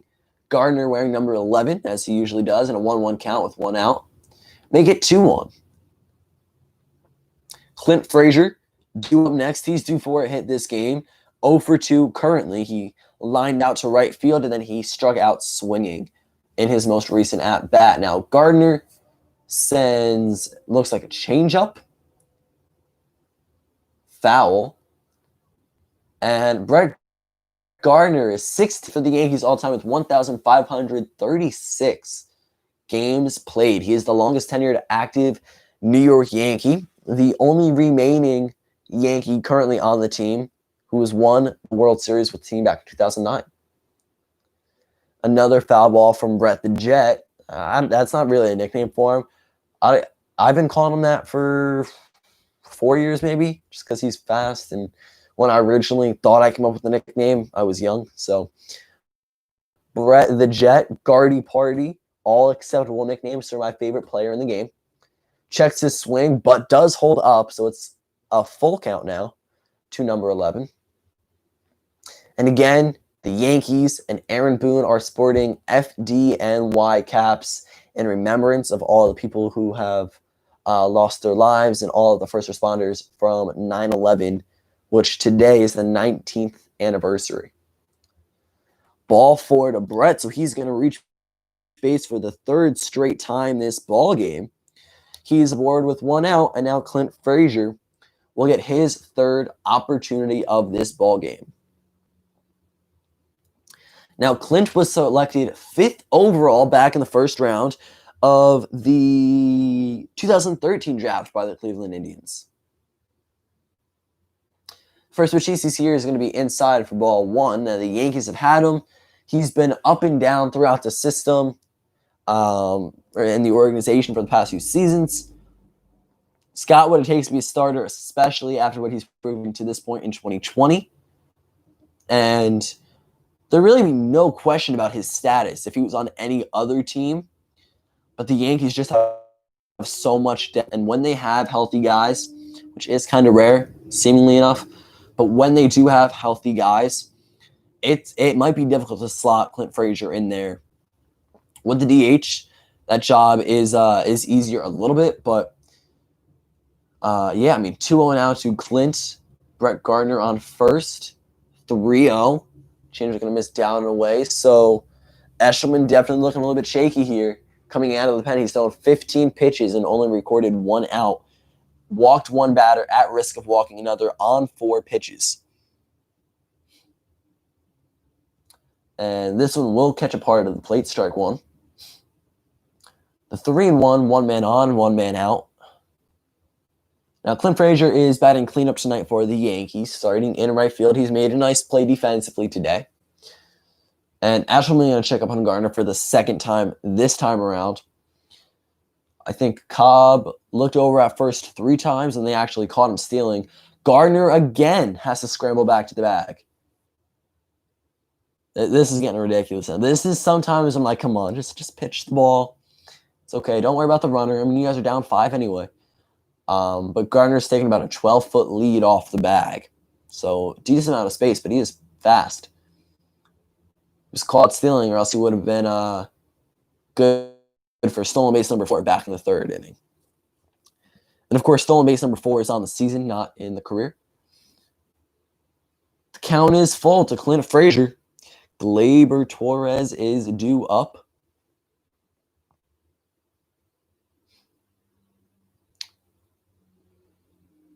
Three balls, 2 strikes, and Eshelman will deliver here. Gardner takes off. Called strike 3. Strike him out, throw him out. Gardner is caught stealing for the second time this ball game. So caught stealing. Frazier gone down on strikes. He went down looking. And then Brett Gardner will be out attempting to swipe second base. Second time, second consecutive time as well. So let's see here. No runs on no hits, no men left on base, and no errors for the Orioles defense. So in the bottom of the 6th, it's going to be Gleyber Torres, Gary Sanchez, Mike Tauchman. However, let's go to the top of the 6th, where the Baltimore Orioles are going to hit and try to do something about this 5-run deficit they find themselves in. Pat Valenka, Cedric Mullins, and Jose Iglesias are all due up here in the 6th inning.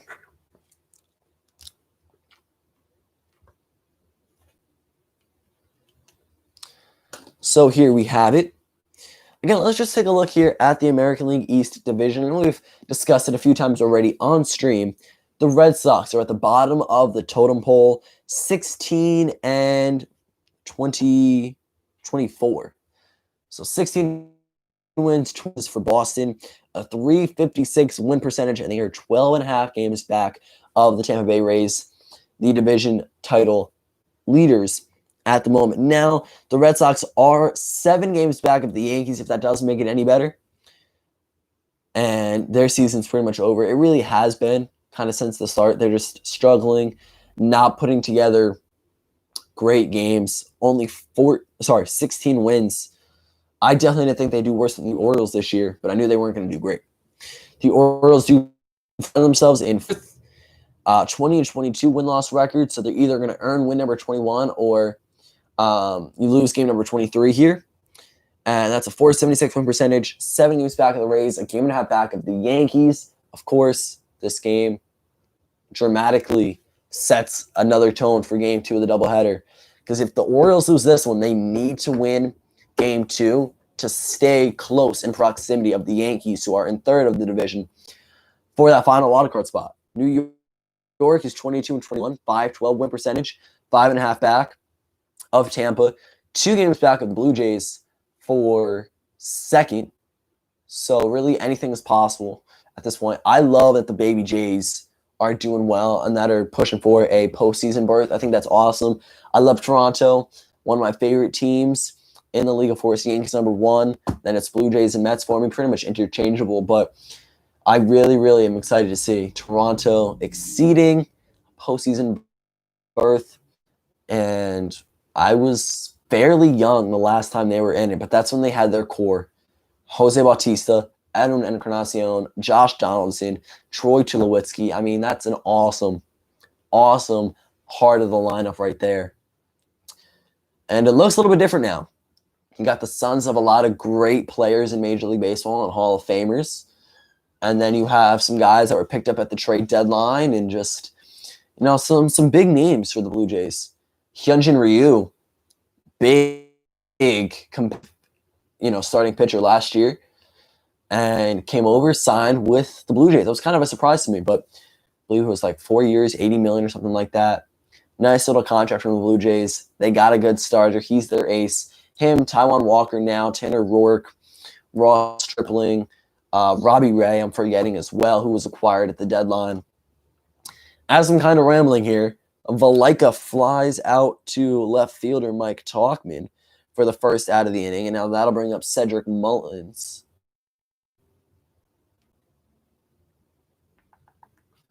Let me see here, because that is Iglesias in the box.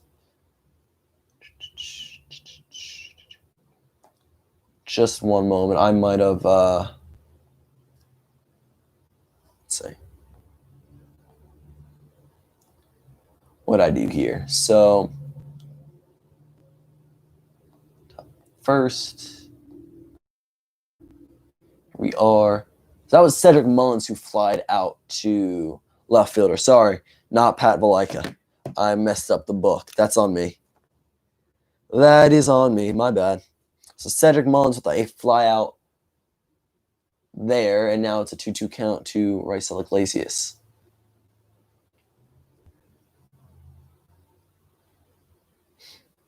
Garrett Cole is through 5 1/3 innings, 93 pitches.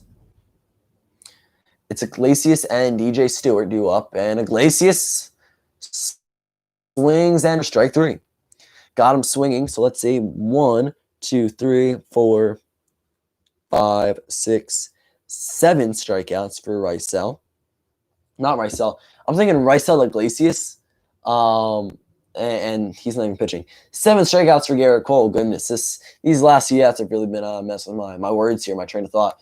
Apologies on that. I do apologize right there. But either way, 2 outs here in the top of the 6th. DJ Stewart is up. He's 0 for 2. He struck out both times he has appeared so far, back in the 1st and 4th inning. Now hitting .250, which is 1-4, and a 1-0 count. Garrett Cole reaching triple digits on the pitch count, big swing and miss. I wonder if the Yankees try to throw a complete game with him and see if they can push him to record all 21 outs. It definitely might be possible, because if they don't have to use any bullpen arms, they have more options for the second game. Like if they're up 5 runs again, maybe they don't want to use like a Britton or an Otto or whatever. Maybe they want to go to someone else. So we'll see what they do in the top of the 7th. But there is a shift. Gleyber Torres, the only infielder on the left side of the diamond. Big wave and miss from DJ. 2-2 with 2 outs.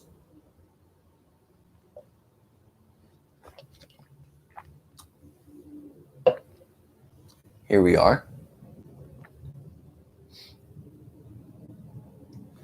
Garrett, 98 pitches to this point. A 2-2 count, 2 outs, top of the sixth with no one on base. Facing DJ Stewart. And breaking ball just ever so slightly misses low.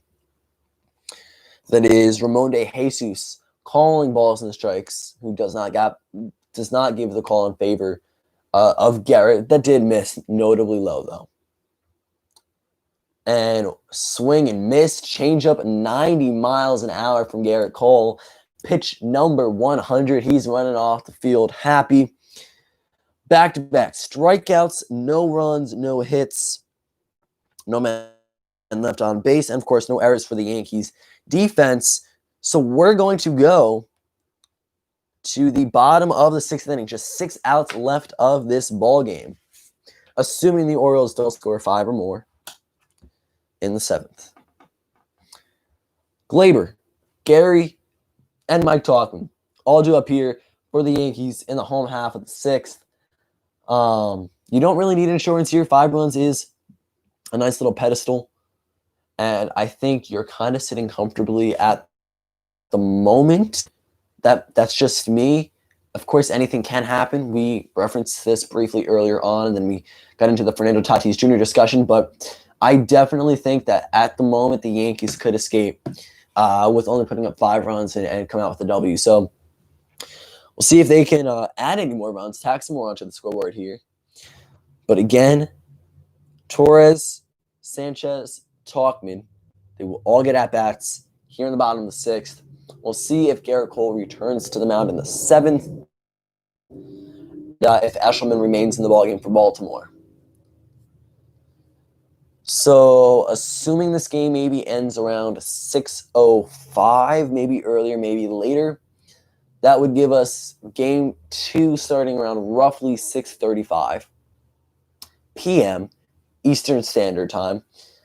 And I'm going to be tuning into the doubleheader and the second game of the doubleheader. I will not be streaming, so once this game is over, I will end the live for today.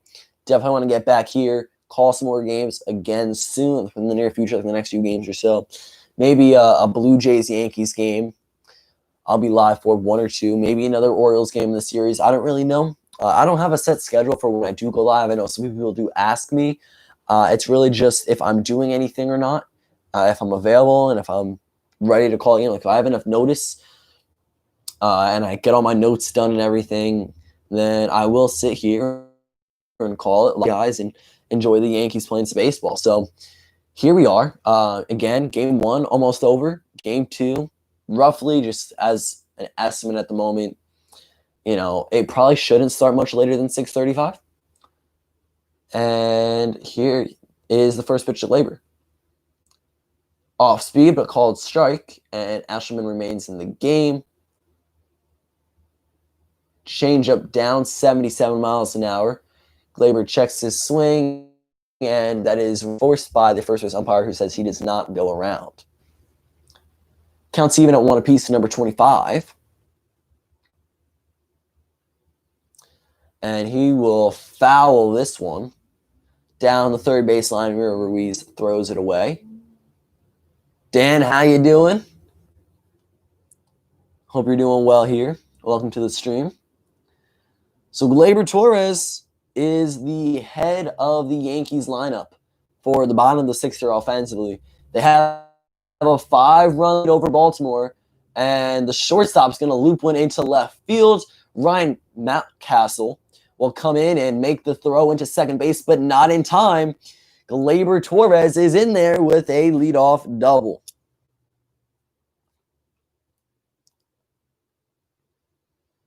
So Gleyber's first hit of the game is a big one. Runners in scoring position now for the Yankees. That'll bring up Gary Sanchez. And they say the common phrase, a bloop and a blast. Well, the Yankees don't necessarily need a bloop and a blast at the moment, but it's very possible. Gleyber, a good job hustling out of the box and actually stretched that base hit to an extra base hit right there. Ryan Mountcastle also charged that ball, and the throw is strong and accurate. Just not quick enough and in time. I am doing well. Glad to hear it. Good stuff, Dan.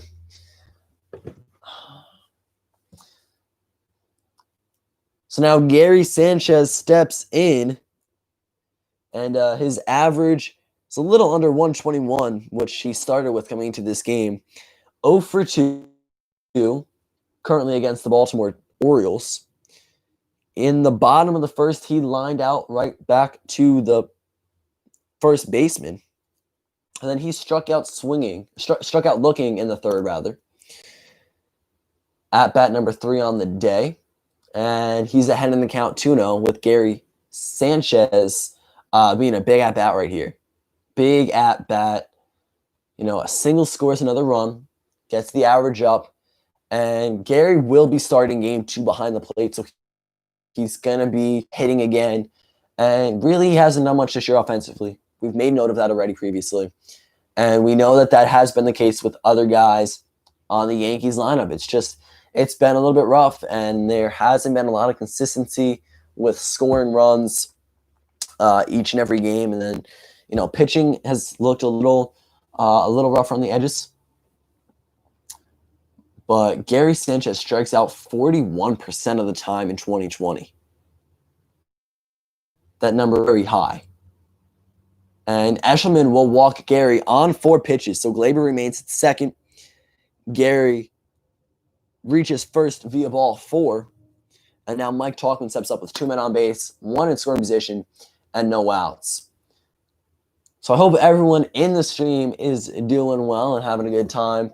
I want to thank you, each and every one of you guys, for stopping by and joining the stream either right now or at some point throughout while we've been live for nearly 2 hours now. This game is getting ready to come to a close. We're in the bottom of the 6th here. It's a 7-inning ball game with tonight's doubleheader. Curveball, Mike Tauchman for strike 1. Tauchman and Higashioka, who is on deck. Now, Mikey T, or Talk, 2 for 2 with 2 singles to left field. He stole 1 base and scored 1 time as well. Having a very nice game offensively. A third hit here would most likely score a run.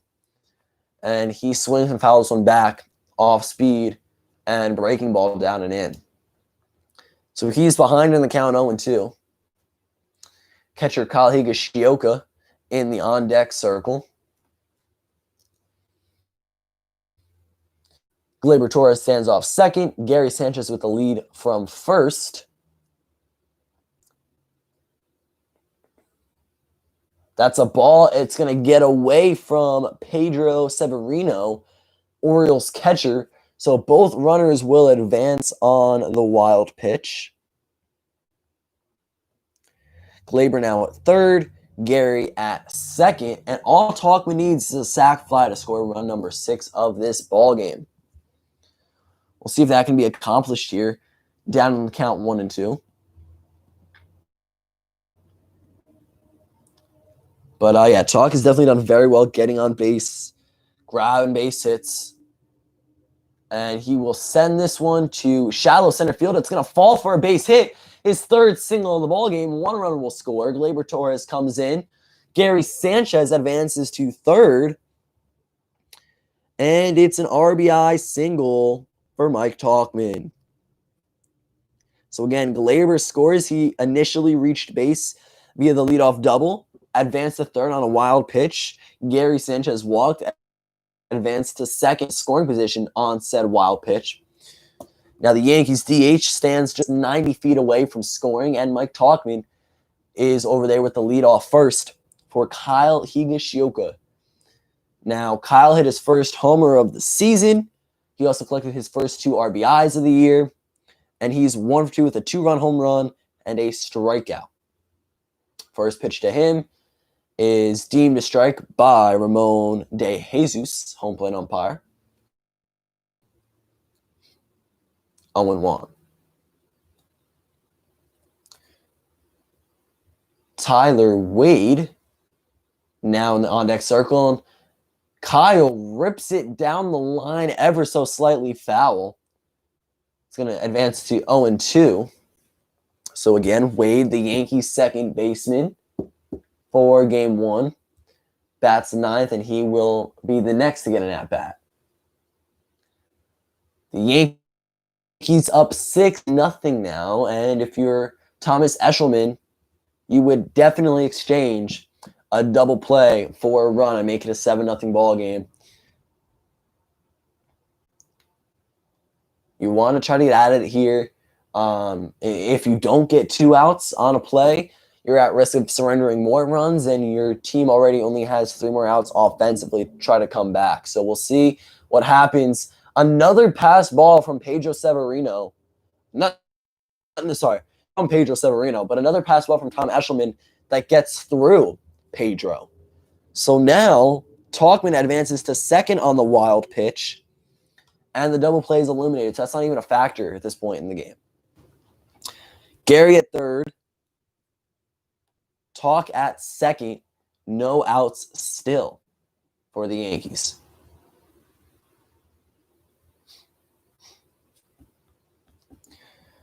So Higa is 1 for 2 with a home run and a strikeout. Tyler Wade is 0 for 2 to this point in this game. Again, he's due up next with the line out better than he struck out looking. The 1-2 delivery. He thought about it, but did not go around. Count is even at 2-2.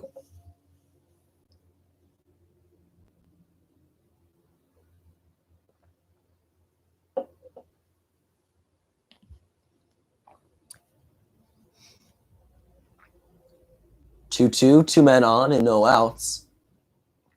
Eshelman came in immediately to relieve Alex Cobb. A changeup down and in. Not a strike, but apparently it is according to the umpire. It's going to get Higashioka looking. It's the second time he's going to strike out this ball game. And he's not happy with it. Looks back at De Jesus, kind of shakes his head a little bit, makes him aware he's not in favor of that call. So he'll go down, be the first out offensively for the Yankees here in the 6th. Wade with a big swing and miss. And it's 0-1 now for Tyler. 2 men in scoring position. You got Tauchman at second, Sanchez at third. Wade made his Major League Baseball debut back on June 27th, 2017. He pops this one up to infielder Rio Ruiz, who is just to the right of the foul line. But he'll make the catch, so 2 away.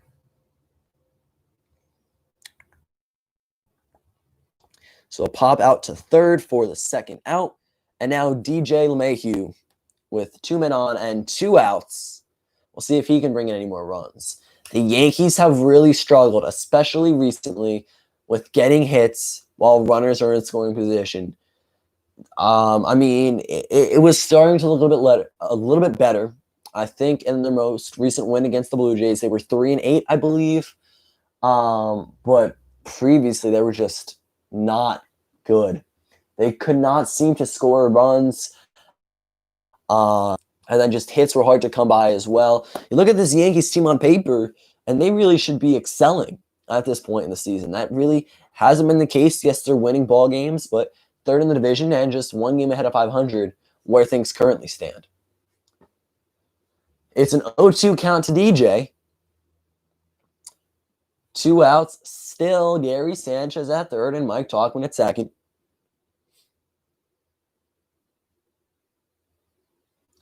And the 0-2 delivery is down in the dirt, ball 1.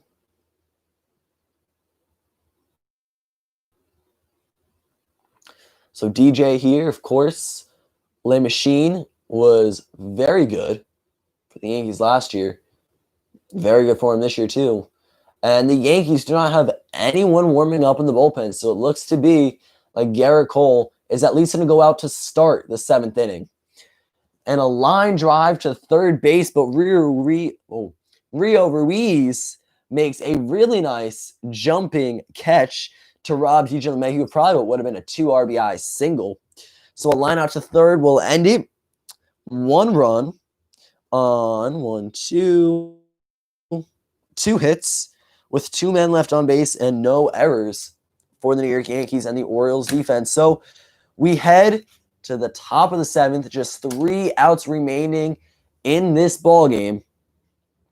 And the batters due up for Baltimore, Ryan Mountcastle, Pedro Severino, and Renato Nunez. That's your left fielder, catcher, and designated hitter. The O's are down by a score of 7 runs, so they really need a big rally here to come back and win this ball game. Will happen? At the looks of it, probably not. My guess would be no, but knock on wood, I don't want to jinx it, So we're going to see what happens here. Garrett Cole is looking to be going back out for the 7th inning, standard time. We've officially hit 2 hours on the live, which is awesome.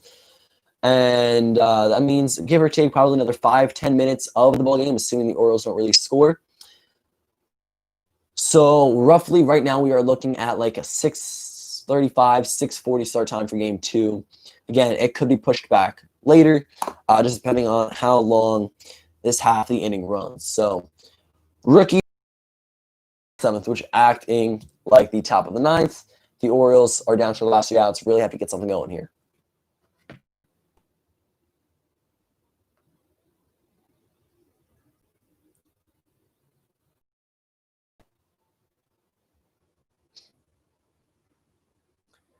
So the batteries looked pretty good in this game for New York. Garrett Cole has thrown 6 shutout innings going in to start the 7th. He has a season-high 109 pitches. He averages right around 98 pitches per game, or per start at least. And he is at, I believe, 101 now. Mountcastle, first pitch he sees, pops right up to the second baseman, Tyler Wade. 1 pitch, 1 out. Very quick start to the inning for Garrett Cole.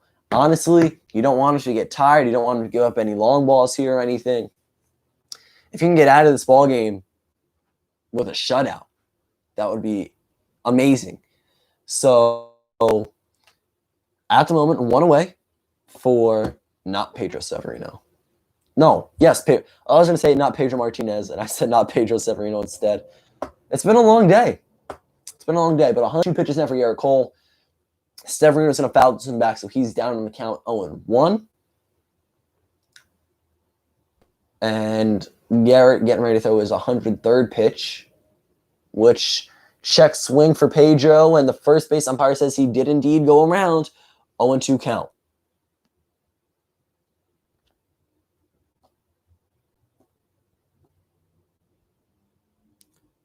So 8 strikeouts for Garrett Cole currently. Could work up to number 9. Right here, the 0-2.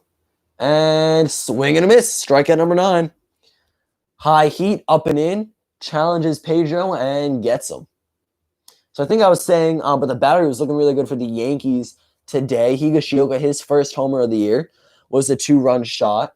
Garrett Cole's got 6 2/3 innings of no baseball. And he's only given up 1 hit. Allowed a few base runners. He's only given up 1 hit. I believe a walk.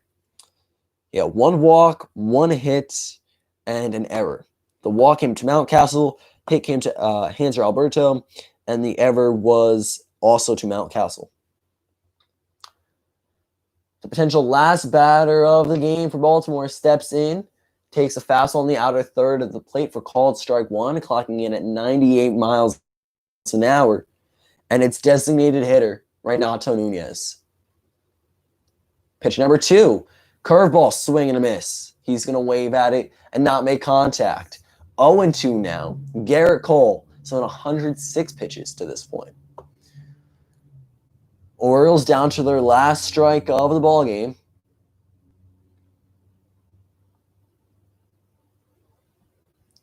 And the delivery, fouled back from the DH. So we're going to do it again here for potentially the last out of the ball game.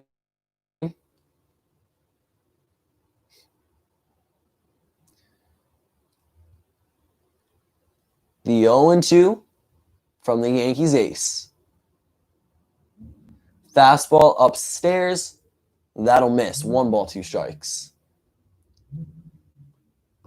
Let's see if Cole exceeds his season-high 109 pitches. This is pitch number 109 on the day. put into play, and it's going to be a hit. Gleyber Torres cannot get to it. It gets through the hole on the left side of the infield. So Renato notches hit number 2 on the day for the Orioles as a team collectively. Rio Ruiz steps in, and the O's aren't done quite yet. Rio is 0 for 2. He flew out to left fielder Mike Tauchman, and then he grounded out to Luke Voigt, who took the ball to the bag himself for 3 unassisted, and that was most recently back in the 5th inning. Waves and misses here at a fastball 97 miles per hour, high heat.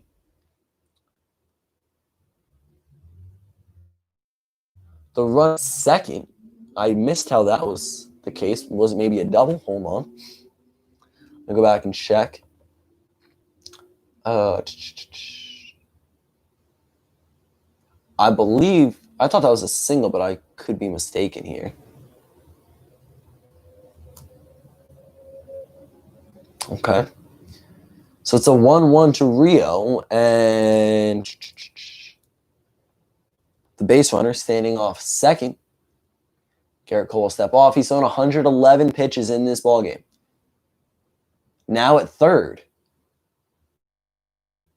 I'm assuming stolen bases from Renato Nunez. I haven't been able to see anything. Of course, I have no audio to this, so I'd assume just 2 uncontested or not contested stolen bases. So Nunez is 90 feet away, and it's a 1-2 count to Rio Ruiz. I'm just going to go with stolen bases there from Renato. So single, and then 2 stolen bases, puts him at third base. And ball's in the dirt. Counts even at 2-2 with 2 outs.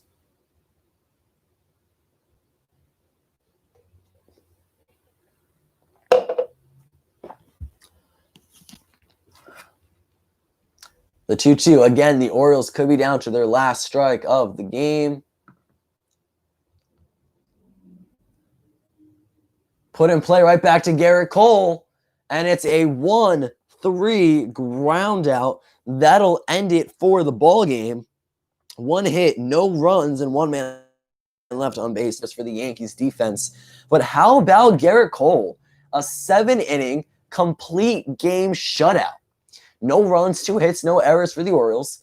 6 runs, 9 hits, and 1 error for the New York Yankees. That is a huge first win of the day. Garrett Cole bounces back in the win column with just a fantastic outing. That was a complete game for the New York Yankees. Hitting was really good. Pitching was dominant and amazing, of course, with Garrett Cole now going all 7 innings, the whole 9 yards, right? Great game. Cole from the Yankees. Very excited I got to call it. His ERA is now down to 3.20, and he notches win number 5, not only for himself on the season, but he also gets a win for the New York Yankees. Very necessary, especially in a series against the Orioles, who are right on their tails. That's awesome. Successful live stream today. Gardner goes yard. We see Kyle Higashioka. I call his first home run of the year. DJ with a leadoff homer in the bottom of the first. Final score is going to be, 6-0 New York. That was an awesome game. This is actually my first full game that I've covered live on YouTube. So the first from start to finish. It does help it was a 7-inning doubleheader. But guys, that is going to do it for this stream. I thank you all so much for joining the live today. I really appreciate each and every one of you guys, and especially for taking the time to not just support me, but actually sit down here and get in the chat or just kind of listen to me call this game and do the play-by-play. Orioles and Yankees. Yankees take game 1 of the series by a score of 6-0. Game 1 of the doubleheader as well. That should set us up for game 2 starting around 6:40 p.m. Eastern Standard Time. Your matchup is going to be Keegan Aiken versus Masahiro Tanaka. It's going to be a fun one. I'm going to be watching and tuning in to the game on Yes Network. That's going to be it for this one, guys. Thank you all so much for watching. I will see you all next time. Peace.